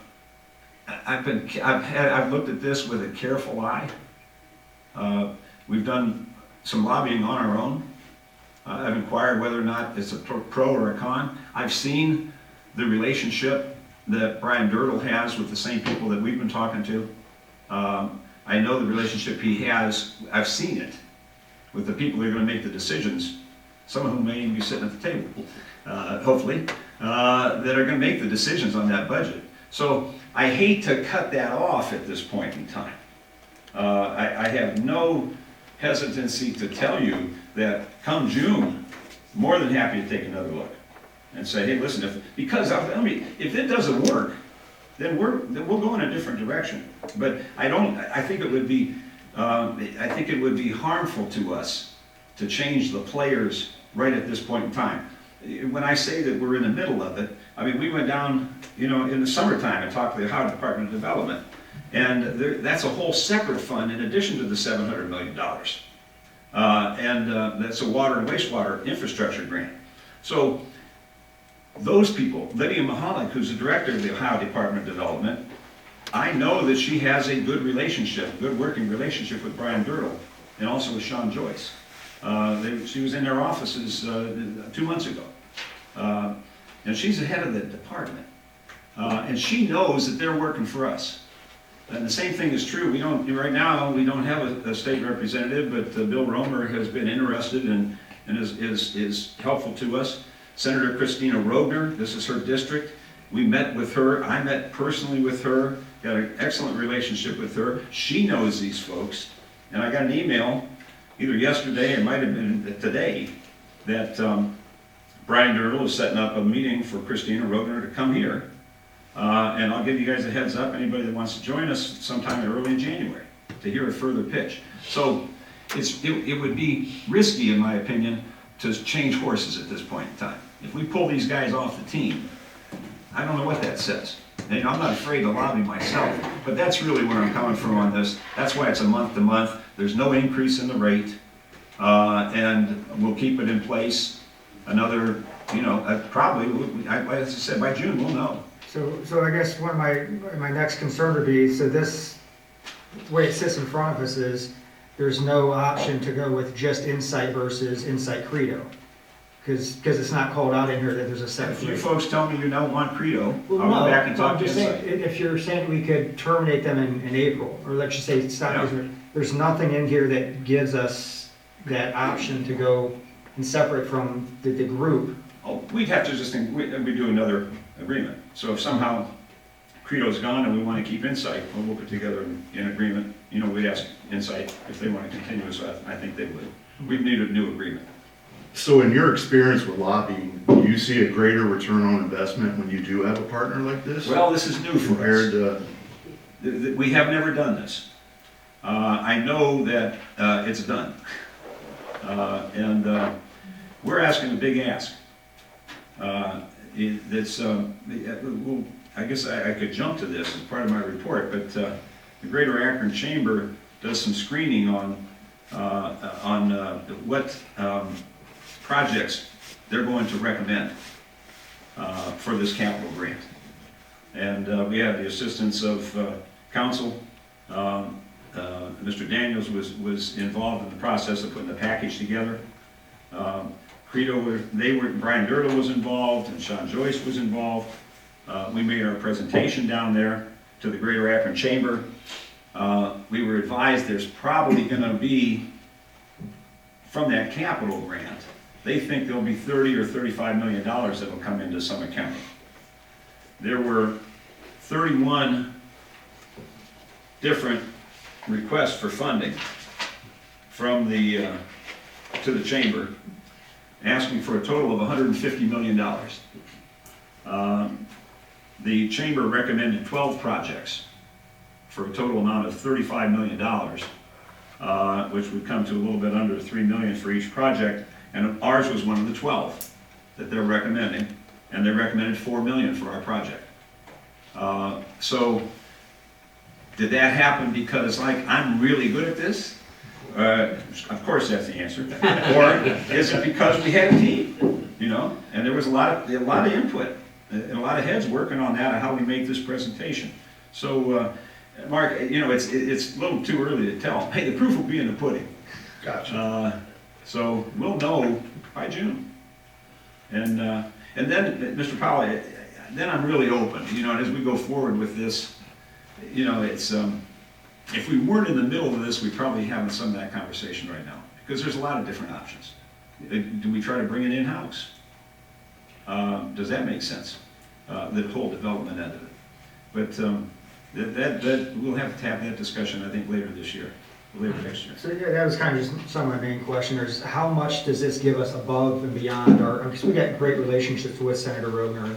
We've got a lifeline to this, you know, Senator Vance, and we've got, you know, Mrs. Sykes, and we've got, you know, potentially somebody here that maybe, you know, so we've got good relationships. And how much more of an edge will this give us? And is it worth the cost? I've had that conversation with some of the people on the other end. And I won't name anybody, but the reps, the state reps themselves. And it's been affirmed for me that it's helpful. That those folks are talking to these people every day. We need support not just from Representative Rowe, we need support from a number of different, you know, from the party heads and the budget chiefs and so on. So they cast a little wider net. I'm torn on that, quite frankly, Mr. Powell, because we've been off to a good start on it, but I just felt, you know, we're chasing $300,000, that's one thing. When we're chasing 35 million, that's something else. You know, so let's get a few more oars in the water. Do you feel that by April we'd have a good feel whether this is worth it or not? We could revisit it and... I said April earlier, I'm gonna say June, because I don't think the final decision, my understanding is that the final decisions are gonna be made relative to the budget sometime in that time frame. It will be announced then, I don't know. And that's one pot. But then we also have the Ohio Department of Development and their water and wastewater infrastructure grant. You know, there's probably other cities going after the money from there as well. And I don't know that we'll know the answer on that one until we get, you know, closer to summertime.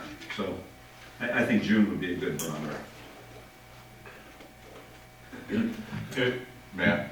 Can I go first? Sure. So, I've learned a lot about lobbyists in the last, 3 months now, 2-3 months. And they do, they get a bad name. They get a bad name like lawyers get bad names. They do provide an interesting service though. And I've talked to a lot of reps all over the state in my journey. Seems like maybe I should have hired a lobbyist. The basic job, as seen by legislators of lobbyists, is to educate them. And it's talked about pretty regularly amongst other legislators that a good legislator will give you the goods and the bads, and will just really help educate you on both sides and answer you honestly. Would we be restricted to only them? Let's say we get into this process, the application deadline was yesterday, right? I think for the 700 million. Right. Could we bring anybody else in on our team on a part-time basis while we're under this? Sure. Okay, because I can see where this is a big ask, Oh, yeah. especially for a community like this, and it makes sense in a lot of ways.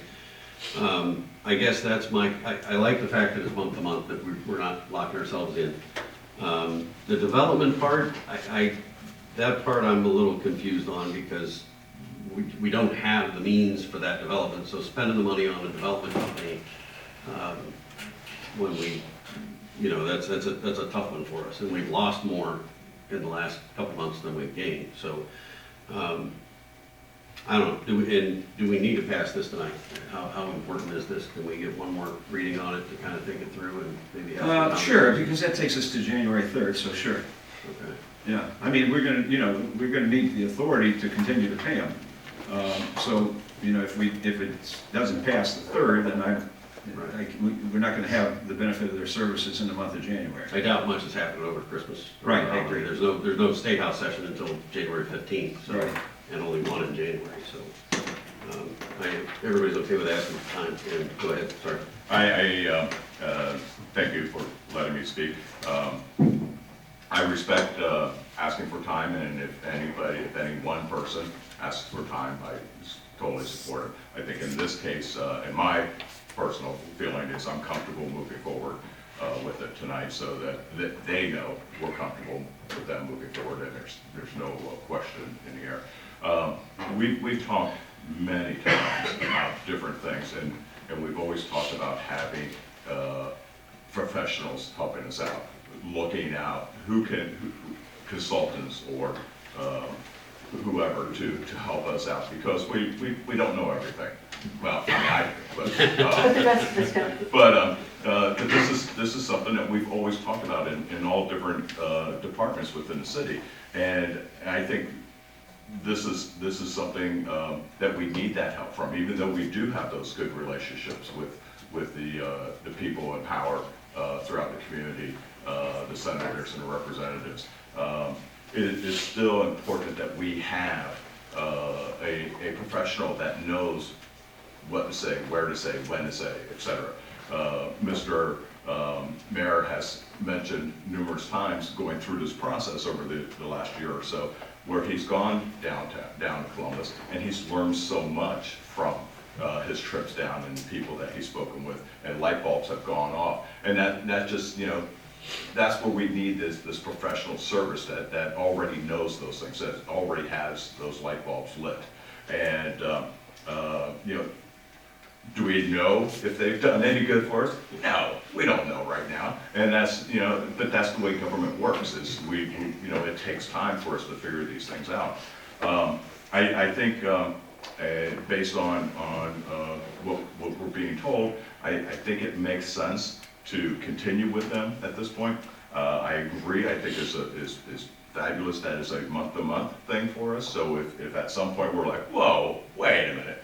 But the investment that we're making in this group, based on the possible returns that we could get because of their help, I think it makes a total sense that we make this investment.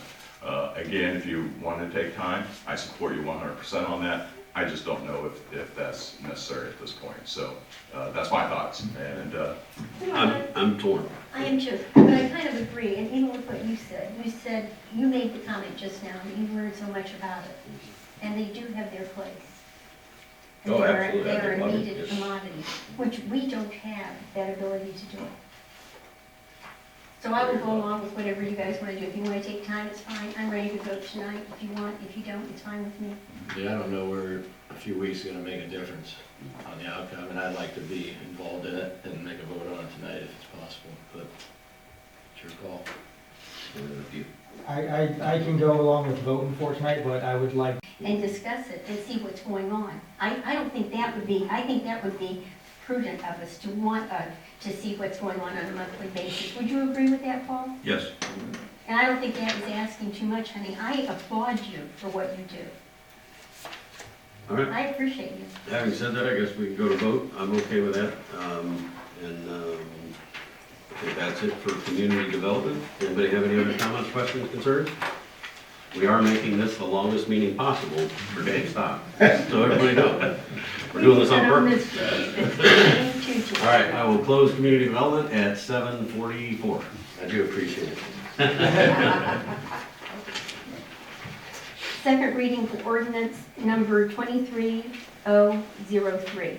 Mr. Webb? 7:44, opening up the Law and Ordinance Committee for a second reading of ordinance number 23003, an ordinance to amend Articles 4, 5, 6, 7, 11, and 14 of the New Franklin zoning code. I thought tonight was a good meeting and it was very productive, but it seems like we still have a few things to work out yet. So I would open it up for conversation. I think it was great. I think it was nice to see so much of the community. I think the majority of the community that's here was here because of that. I think it's a great testament to who we are as a community, the people who are being involved. It was just for my last meeting, I think, about that same thing. I could be wrong. I agree with you, David. Well, I guess if it's all right, then I'll be asking for more time if there's no other comments, so. All righty, it is, wow, still 7:45 and we're closing the Law and Ordinance It's a Committee. fast one. That was the quickest one. Thank you. I would like to call to order the City of New Franklin Wednesday, December 20th meeting at 7:45. If everyone will rise for the pledge. I pledge allegiance to the flag of the United States of America and to the republic for which it stands, one nation, under God, indivisible, with liberty and justice for all. Ms. Kelly, would you do a roll call for us? Mr. Cox? Present. Mr. Hargit? Mrs. Jones? Present. Mr. Daniels? Here. Mr. Powell? present. Mr. Webb? Here. Mr. Stock? Here. And I realize I've been remiss throughout this whole evening. Mrs. Cook has been ill this week. Oh, really? Yeah, and she's still, so she has been coming when nobody's around. So she's working from home the last day or so. And I don't know if we'll see her this week. That's why she's not here tonight. Okay, thank you, Hope she Paul. feels better. Thank you. I hope she does too. This cold that's going around really is lasting. I'll make a motion to approve the minutes from the regular scheduled meeting. That was easy for me to say. December 6th. We have a first and a second. Ms. Kelly? Jack, did you second? I did. Yes. Thank you. Mr. Hargit? Yes. Mrs. Jones? Yes. Mr. Daniels? Yes. Mr. Powell? Yes. Mr. Webb? Yes. Mr. Stock? Yes. Mr. Cox? Yes. Motion passes. And I'll make a motion to approve the financials for November 2023, subject to audit. Second. We have a first and a second? Mrs. Jones? Yes. Mr. Daniels? Yes. Mr. Powell? Yes. Mr. Webb? Yes. Mr. Stock? Yes. Mr. Cox? Yes. Mr. Hargit? Yes. Motion passes. Do we have any public comment, any questions, concerns, anything you'd like to bring up at this time? Yes, Sharon? This is the informal part, right? Or do I have to stand up? No, you're fine. Just speak up. I was just curious as to what area, the 45 or 50 residences that don't seem to have the internet service? Where- Pretty much southwest quadrant. There's some that are north. There's a couple that are more northwest, but most are. And a sporadic couple, either, not too far from here, but the majority of them are out there to Grove Road in that area. I'm not too far away, but where we live, farm country, but I have lousy reception. I'm gonna, and always have, I tried almost every different type of plan. And I live by you, and I never had any problem at all, but not very far from us there. It's bad. And I'm not saying bad, I do have it, but you know, sometimes it's not, I can't get on the internet. You know, you have days that you just can't get in. That's frustrating. Okay, first reading, resolution number 23R99. Ms. Kelly? A resolution in support of Ohio Gig LLC's application to the Ohio Residential Broadband Expansion Grant for funding for extension of broadband to New Franklin residents and declaring an emergency. This resolution was assigned to the Utilities Committee. I'd like to make a motion to waive the three. Second? We have a first and a second, Kelly? Mr. Daniels? Yes. Mr. Powell? Yes. Mr. Webb? Yes. Mr. Stock? Yes. Mr. Cotts? Yes. Mr. Hargit? Yes. Mrs. Jones? Yes. I'd like to make a motion to adopt resolution 23R99. Second? We have a first and a second, Kelly? Mr. Daniels? Yes. Mr. Powell? Yes. Mr. Webb? Yes. Mr. Stock? Yes. Mr. Cotts? Yes. Mr. Hargit? Yes. Mrs. Jones? Yes. Motion passes. Resolution number 23R100. A resolution authorizing New Franklin to renew the agreement with Axon Enterprises Incorporated for body camera recording and storage equipment for the New Franklin Police Department and declaring that this resolution shall be effective immediately upon passage. This resolution is assigned to the Finance Committee. We move to waive the three readings on Resolution 23R100. Second. We have a first and a second, Kelly? Mr. Powell? Yes. Mr. Webb? Yes. Mr. Stock? Yes. Mr. Cotts? Yes. Mr. Hargit? Yes. Mrs. Jones? Yes. Mr. Daniels? Yes. We move to adopt Resolution 23R100. Second. We have a first and a second. Mr. Powell? Yes. Mr. Webb? Yes. Mr. Stock? Yes. Mr. Cotts? Yes. Mr. Hargit? Yes. Mrs. Jones? Yes. Mr. Daniels? Yes. Motion passes. Resolution number 23R101. A resolution authorizing continuation of the terms of the addendum to New Franklin's agreement with Insight Advisory Group LLC, serving as planning consultant for New Franklin and declaring an emergency. This resolution was assigned to the Community Development Committee, and I'm asked to make a motion to waive the three readings on this resolution. Second. We have a first and a second. Mr. Webb? Yes. Mr. Stock? Yes. Mr. Cotts? Yes. Mr. Hargit? Yes. Mrs. Jones? Yes. Mr. Daniels? Yes. Mr. Powell? Yes. Make a motion to adopt Resolution 23R101. Second. We have a first and a second, Kelly? Mr. Webb? Yes. Mr. Stock? Yes. Mr. Cotts? Yes. Mr. Hargit? Yes. Mrs. Jones? Yes. Mr. Daniels? Yes. Mr. Powell? Yes. Motion passes. Ordinance number 23003. An ordinance to amend Articles 4, 5, 6, 7, 11, and 14 of the New Franklin zoning code. This ordinance was assigned to the Law and Ordinance Committee, and I'd like to ask for more time. Time has been granted. Resolution number 23R92.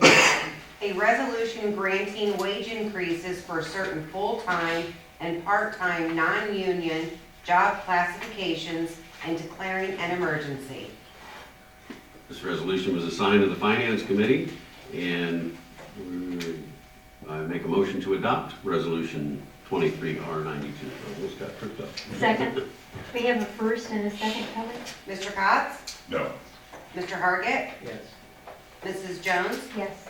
Mr. Daniels? Yes. Mr. Powell? Yes. Mr. Webb? Yes. Mr. Stock? Yes. Thank you. Motion passes. And now, fall, our favorite time of the meeting. We have the mayor's report.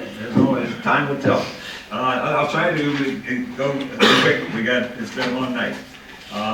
But it's been a good night. It's been a And very good good discussion, and it's appreciated. It's important to the people, and you guys do a fabulous, and you ladies and gentlemen do a good job of that. All right, we had a couple things you'll be happy to hear. We already covered. I have one more board that we need to fill positions on it, and that is the Board of Tax Review. And we haven't talked about this for a while. This is as part of our tax code.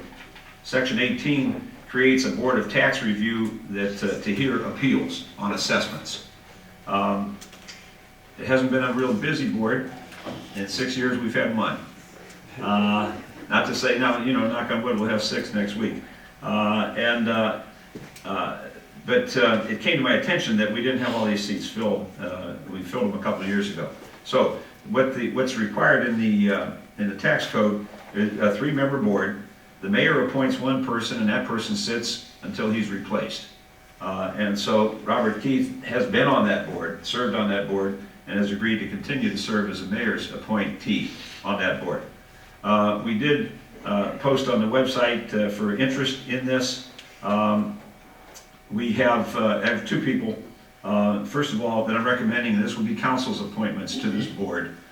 First would be Terry Procyse, who we've met with Terry. She submitted an application and has experience in the business world, in the public sector as well, and has agreed to serve. These would be 2-year terms, commencing January 1st of 24 through December 31st of 25. And the second is Donald McCabe, lives out on West Nimisila. He retired from B&W as an engineer, had management experience, had a lot of contract experience, and is well qualified to sit as well. So I would ask the council to move to, on their own, to appoint Terry Procyse and Donald McCabe to those 2 seats on the Board of Tax Review. Can I ask a quick? Yeah. Is Terry still on the planning and zoning? No, she rolled off the planning and zoning, Okay. so that term expired. Okay. And we haven't filled that yet. We've advertised for that, so we're gonna still need to fill that out in this spot. So we need a motion? We need a motion. So moved? Second? We have a first and a second, Kelly. Did you understand what the motion is for? It's a motion to appoint Terry, Right, I do that, but who made the motion? David, and I seconded it. Thank you. Mr. Cox? Yes. Mr. Hardick? Yes. Mrs. Jones? Yes. Mr. Daniels? Yes. Mr. Powell? Yes. Mr. Webb? Yes. Mr. Stock? Yes. Motion passes. Excellent. The final, we have that alternate to fill on planning and zoning. We also are going to need to, I will need to come to you on the 3rd with recommendations for the Charter Review Commission. And we did post that one as well, October 31st, and we closed the applications just to have a closing date of December 1st. It didn't rein in a lot of applications. We have 3 right now. Mr. Stock submitted his application. Lynn Clark, who was on one of the previous commissions, submitted hers. A wonderful lady, Carol Adamson, submitted hers as well. She was elected to the first Charter Review Commission, and she sat on 2 out of the other 3, so she's willing to serve again. So I am in the recruitment stage at this point in time. If somebody wants to recommend somebody, please do that. If you have further thoughts. A number of people who have served before aren't available anymore. Joe Parsons did a great job with it, and unfortunately, a couple people have actually passed over the years. Ken Tallman doesn't live here anymore. So I will put together that group. I'll try to get you some names in advance of that meeting, but we will need to, that has to be done by January 14th. How many? 7, total of 7. So that's going to need to be approved at our next meeting. All right. And let me see, the other 2 things to discuss. He's gonna do it. He's gonna do it. Mr. Webb might want to.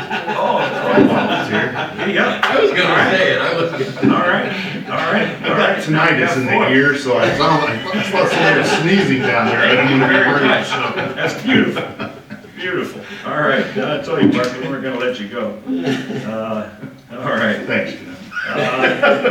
Okay. Well, The fun part of what we do here is our holiday lights contest. And we have, and this is as voted by our police officers. And Mr. Powell, I know you were doing something with this. I don't know if you had a separate list or it didn't No, follow. I forwarded, so I put out something because a lot of people had decorated their homes and for some reason they weren't considered, or Oh, okay. who knows what happened there. but I just put out basically solicited names. I put together a list and I forwarded that to the police to add to any of the ones they had found. Well, I will tell you, what's the last thing you said? They added my list to their list. Oh, okay, all right. Because they were looking. There were, this was tough competition, and there were some, I know there's some really neat houses, like one right down the street that's not on the list, but we had, I'm gonna give you the top 11, because there was a tie for like the last 4 spots. The Morris residence on Sylvania Drive. We got a really handy dandy, Katie put together a map. Wonderful. And so we're gonna post this. That's pretty cool. And we'll post these winners on the website, so if people not only wanna come by and see them, there's a little route for you to follow. That is wonderful. She's So already Morris posted that residents- on Facebook. Yeah, we'll have her put that on there. It's already there. Oh, is it already there? She's ahead of you. See how efficient we are? That's amazing. All right, the Morris residence on Sylvania was number 1. Tie for second, the Lair residence on Manchester Road and the Benner residence on Midland. And then there was a tie for third, was there a 3-way tie? Bren's residence on Bolander, the Schultz residence on West Nemassilla, and the Efall residence on Woodcrest. Next in line was the Boggs residence on Pearlman. And then the final 4 spots, all with 4 votes. Barta on Dunning Road, Mazzagatti on South Main, Kane on Stump, and Toole on Vanderhoof. So we'll send out proclamations for them as well, certificates for them, and you have your own map, so take a drive and see the lights. And you'll see a whole lot of other pretty ones when you're on your way to I think these. this was the nicest year I've ever seen. I think so too. Paul. Do you I agree? think so too. You know, everywhere you look, it's hard to keep your, well, I never keep my eyes. Yeah, you're right about that. The one house just south of Minnesota, if you haven't seen it, you need to go by. They've got a really nice display. They've got skeletons out there, like a choir. Yeah. It's really cool. Yeah. Well, it's all well done. All right, we already talked about the Great American Chamber Boys. Oh, well, I guess the last thing I'll say is, reminding council, our Christmas lunch will be right here, 11 o'clock on Friday. We make it 11 because that's the lunch hour for those guys that are doing that 7 to 3 shift. Please join us if you're able. Oh, yeah. And that's all I got. Wow. And I'm assuming no financial report, but we do wish Susan the best. I'll give her a buzz tomorrow. No, good. Do we have any old business? I'd just like to say thanks to the mayor for doing that proclamation for the Centurion. That's something I'd like to see us keep going with that. I think that's something special for them. And I should have mentioned that Mr. Powell was one who drew our attention to that, and gave us a heads up and did follow through on that. So, well done, appreciate it. And I do think it's a good idea to keep it up. I really do. Any other old business? Any new business? No, I just like to say real quick, I know probably gonna be more said, but that I'd just like to commend the 3 council members who are not gonna be here at the next meeting, and thank them for their service. And I can say as a member of this board that it's good that we've got a relationship where we can disagree, agree, but in every case, have a good discussion and air out our thoughts. It's been nice working with you folks, and Thanks, Jack, appreciate Thank it. you. Very nice. Maybe you to it, I was No, gonna sorry. say the same thing. I'm just gonna say, I think we've grown some pretty good relationships up here. I think we may have had some misunderstandings, but I think we've all come out of it better for it and friends. Well, I agree. And I think this is the best council I've ever sat on. I've really enjoyed it. It has been A1. All of you gentlemen are a pleasure to work with. am I on? I think. Is there more business? I Or you get more public comment? Public. Yeah, I'll go after that then, because we want to do this at the very end, when Okay. we're all finished. We might be here another hour or 2. We don't want to let you go early. Do we have any questions or No concerns executive. from the public? Anything you'd like to talk about? No? I'm going to tell you, our next meeting will be January 3rd at 6 p.m. And now I'm going to turn it over to the mayor for something Yeah, real great. special. Great, well, I mean, this is, and a couple comments already made, and this is truly an honor to make some presentations. And we're gonna start with Mark Webb. Come on up, Mark. Well, you talk about stepping into the breach. And Mr. Fetterman moved out of the area. We needed representation from Ward 4. Several people stepped up. Council, I think, did a fabulous job of the interview, a very, very tough choice, they indicated then. But I think they made the right choice in Mark Webb. I didn't know Mark at the time. He came in, he made sure that he was informed. He asked the right questions. I thought you did a fabulous job on the board in terms of bringing up issues that you had, but understanding that it's a teamwork concept.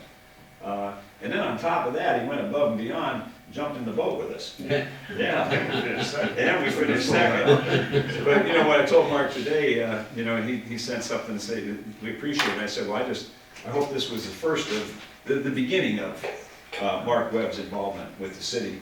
And thanks, Mr. Cox, for giving him that. So you're not getting out of anything now. You're going to be right back to work. But this is presented to Mark Webb in grateful appreciation of your service, New Franklin City Council 2023. Thank you so much. Yeah. Just one quick thing. What a great group of individuals to work with, and it's been an honor, and you guys all took me under your wing, because being a rookie, I could have flubbed up more than I did. So it was a real honor, and I feel like this community's got such a great group of leaders here that it's been a pleasure to work with you guys. Yeah. All right. Sorry. Yeah. Okay. Oh, we got to ramble on.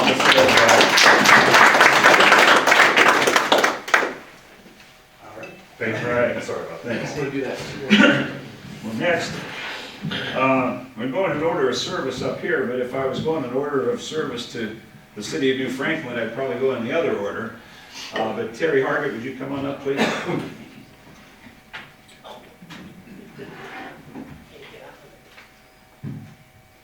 Terry has served here on council for 12 years. Prior to that, he served, nobody knows exactly how many years, in the fire department. I believe it was 10 years of full-time, if I'm not mistaken.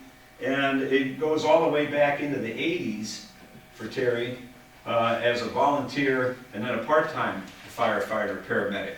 So just the book time is a total of 22 years of service between full-time fire and then council as well, representing Ward 2.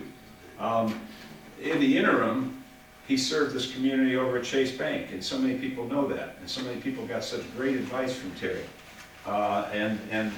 One of the gentlemen made that comment to me today about how bright this guy is, and how personable and how knowledgeable and how sharp that Terry has been in his service to the community.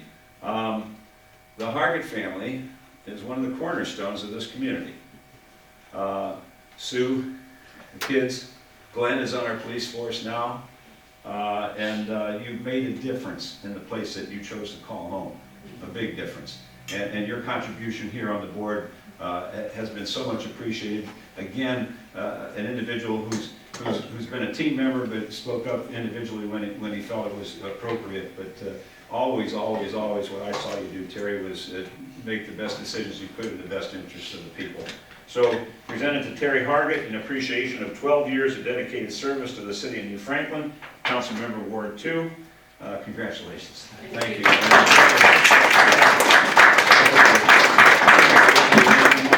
Welcome to, or? Like being here. All right. There we go. Thank you. All right. All right. Okay, David, get up here. Nice. I don't even know if we knew each other. This guy, his service to the city is older than the city. Yeah, I mean, you started here as a village council member.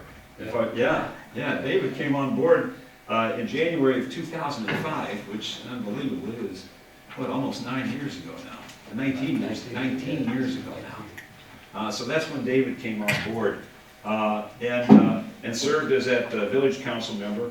And then when we became a city, he followed on city council representing Ward 3 For 9 of those years, I believe. How many of those years did you serve as council president? Yeah, about 9 years, and so he gets a gavel on his. And, you know, he did a fabulous job in that capacity with that gavel. You know, it's, you know, what can I think of to say nice things, but that's not like that. What David brought was, you know, they talk about in literature that the everyman, okay? Somebody that could relate to a lot of different people. And that's what I saw in you. And that's what you did. And you spoke for the everyman out here in the city of New Franklin. As has been pointed out, there's been times, you know, there were disagreements, but I never saw you disagreeable. I believe you always were well prepared. You always had a good reason for whatever your opinions were. You were willing to speak your mind, which is an important deal, not just sit there and grumble and complain about it out in the hallway, but to say it in here, where people had a chance to react to it. So you've been a man of your word that way, and I think your representation, not just, you know, for Ward 3, but for the entire city, and particularly in your years when you had the gavel, it was exemplary. And I should say this too, we got family members here too. You know, we're congratulating these folks. Families make a sacrifice for the work that these men and women do up here and the time that they spend. And so, you know, part of this congratulation goes out to you family members as well. But David, I'm very proud to present to you David Stock in appreciation of 19 years of dedicated service and leadership. New Franklin Village Council, January 05 to March 06. And then City of New Franklin Ward 3 council member from March of 06 till Today. Well, you're good till the end of the month. So, congratulations. You know, enjoy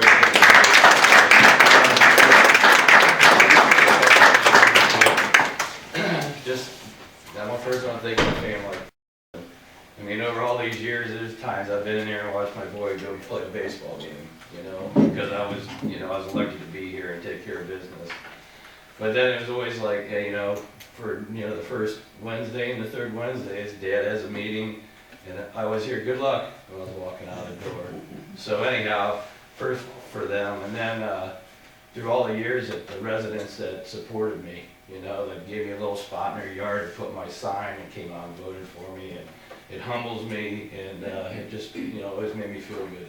So, and then working with the rest of council was awesome. So I'm gonna kind of miss it. But it's time. We might have an emergency meeting before the end of the year. I'll be there. So, anyhow, again, just thanks for everybody and putting up with me, and I enjoyed myself, and I'm gonna miss it some, but I'm not ready to start back on some of my obligations to what I do now. I'm on a trustee for my local, I'm a delegate to the district council, and I'm a carpenter every day, so this is just one less thing that I got now. Soon to, yeah, and we wouldn't let him off the hook either, because David also, as you heard earlier, graciously volunteered to be part of the Charter Review Commission. So you're going right back to work. All right. All right.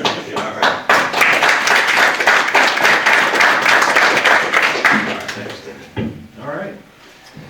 We do have refreshments in the back, so whenever we adjourn, please stick around and greet the folks that are coming off, and we got our new people coming in, and Judge McKinney will be here to be swearing you folks in on January 3rd.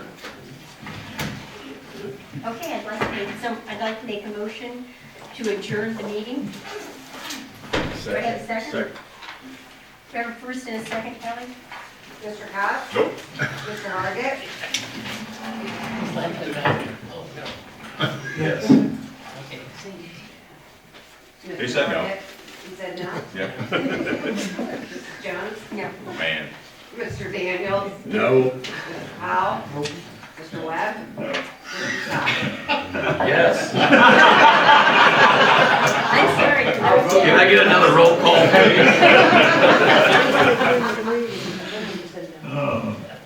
So how do we do? You want to put another motion? please? Motion to adjourn, please. Second. Ms. Kelly? Mr. Cox? No. Mr. Hargit? Yeah. Mrs. Jones? Yes. Mr. Daniels? Yes. Mr. Powell? Yes. Mr. Webb? Yes. Mr. Stock? Don't forget, our next council meeting is going to be January 3rd at 6, right here. stick with them.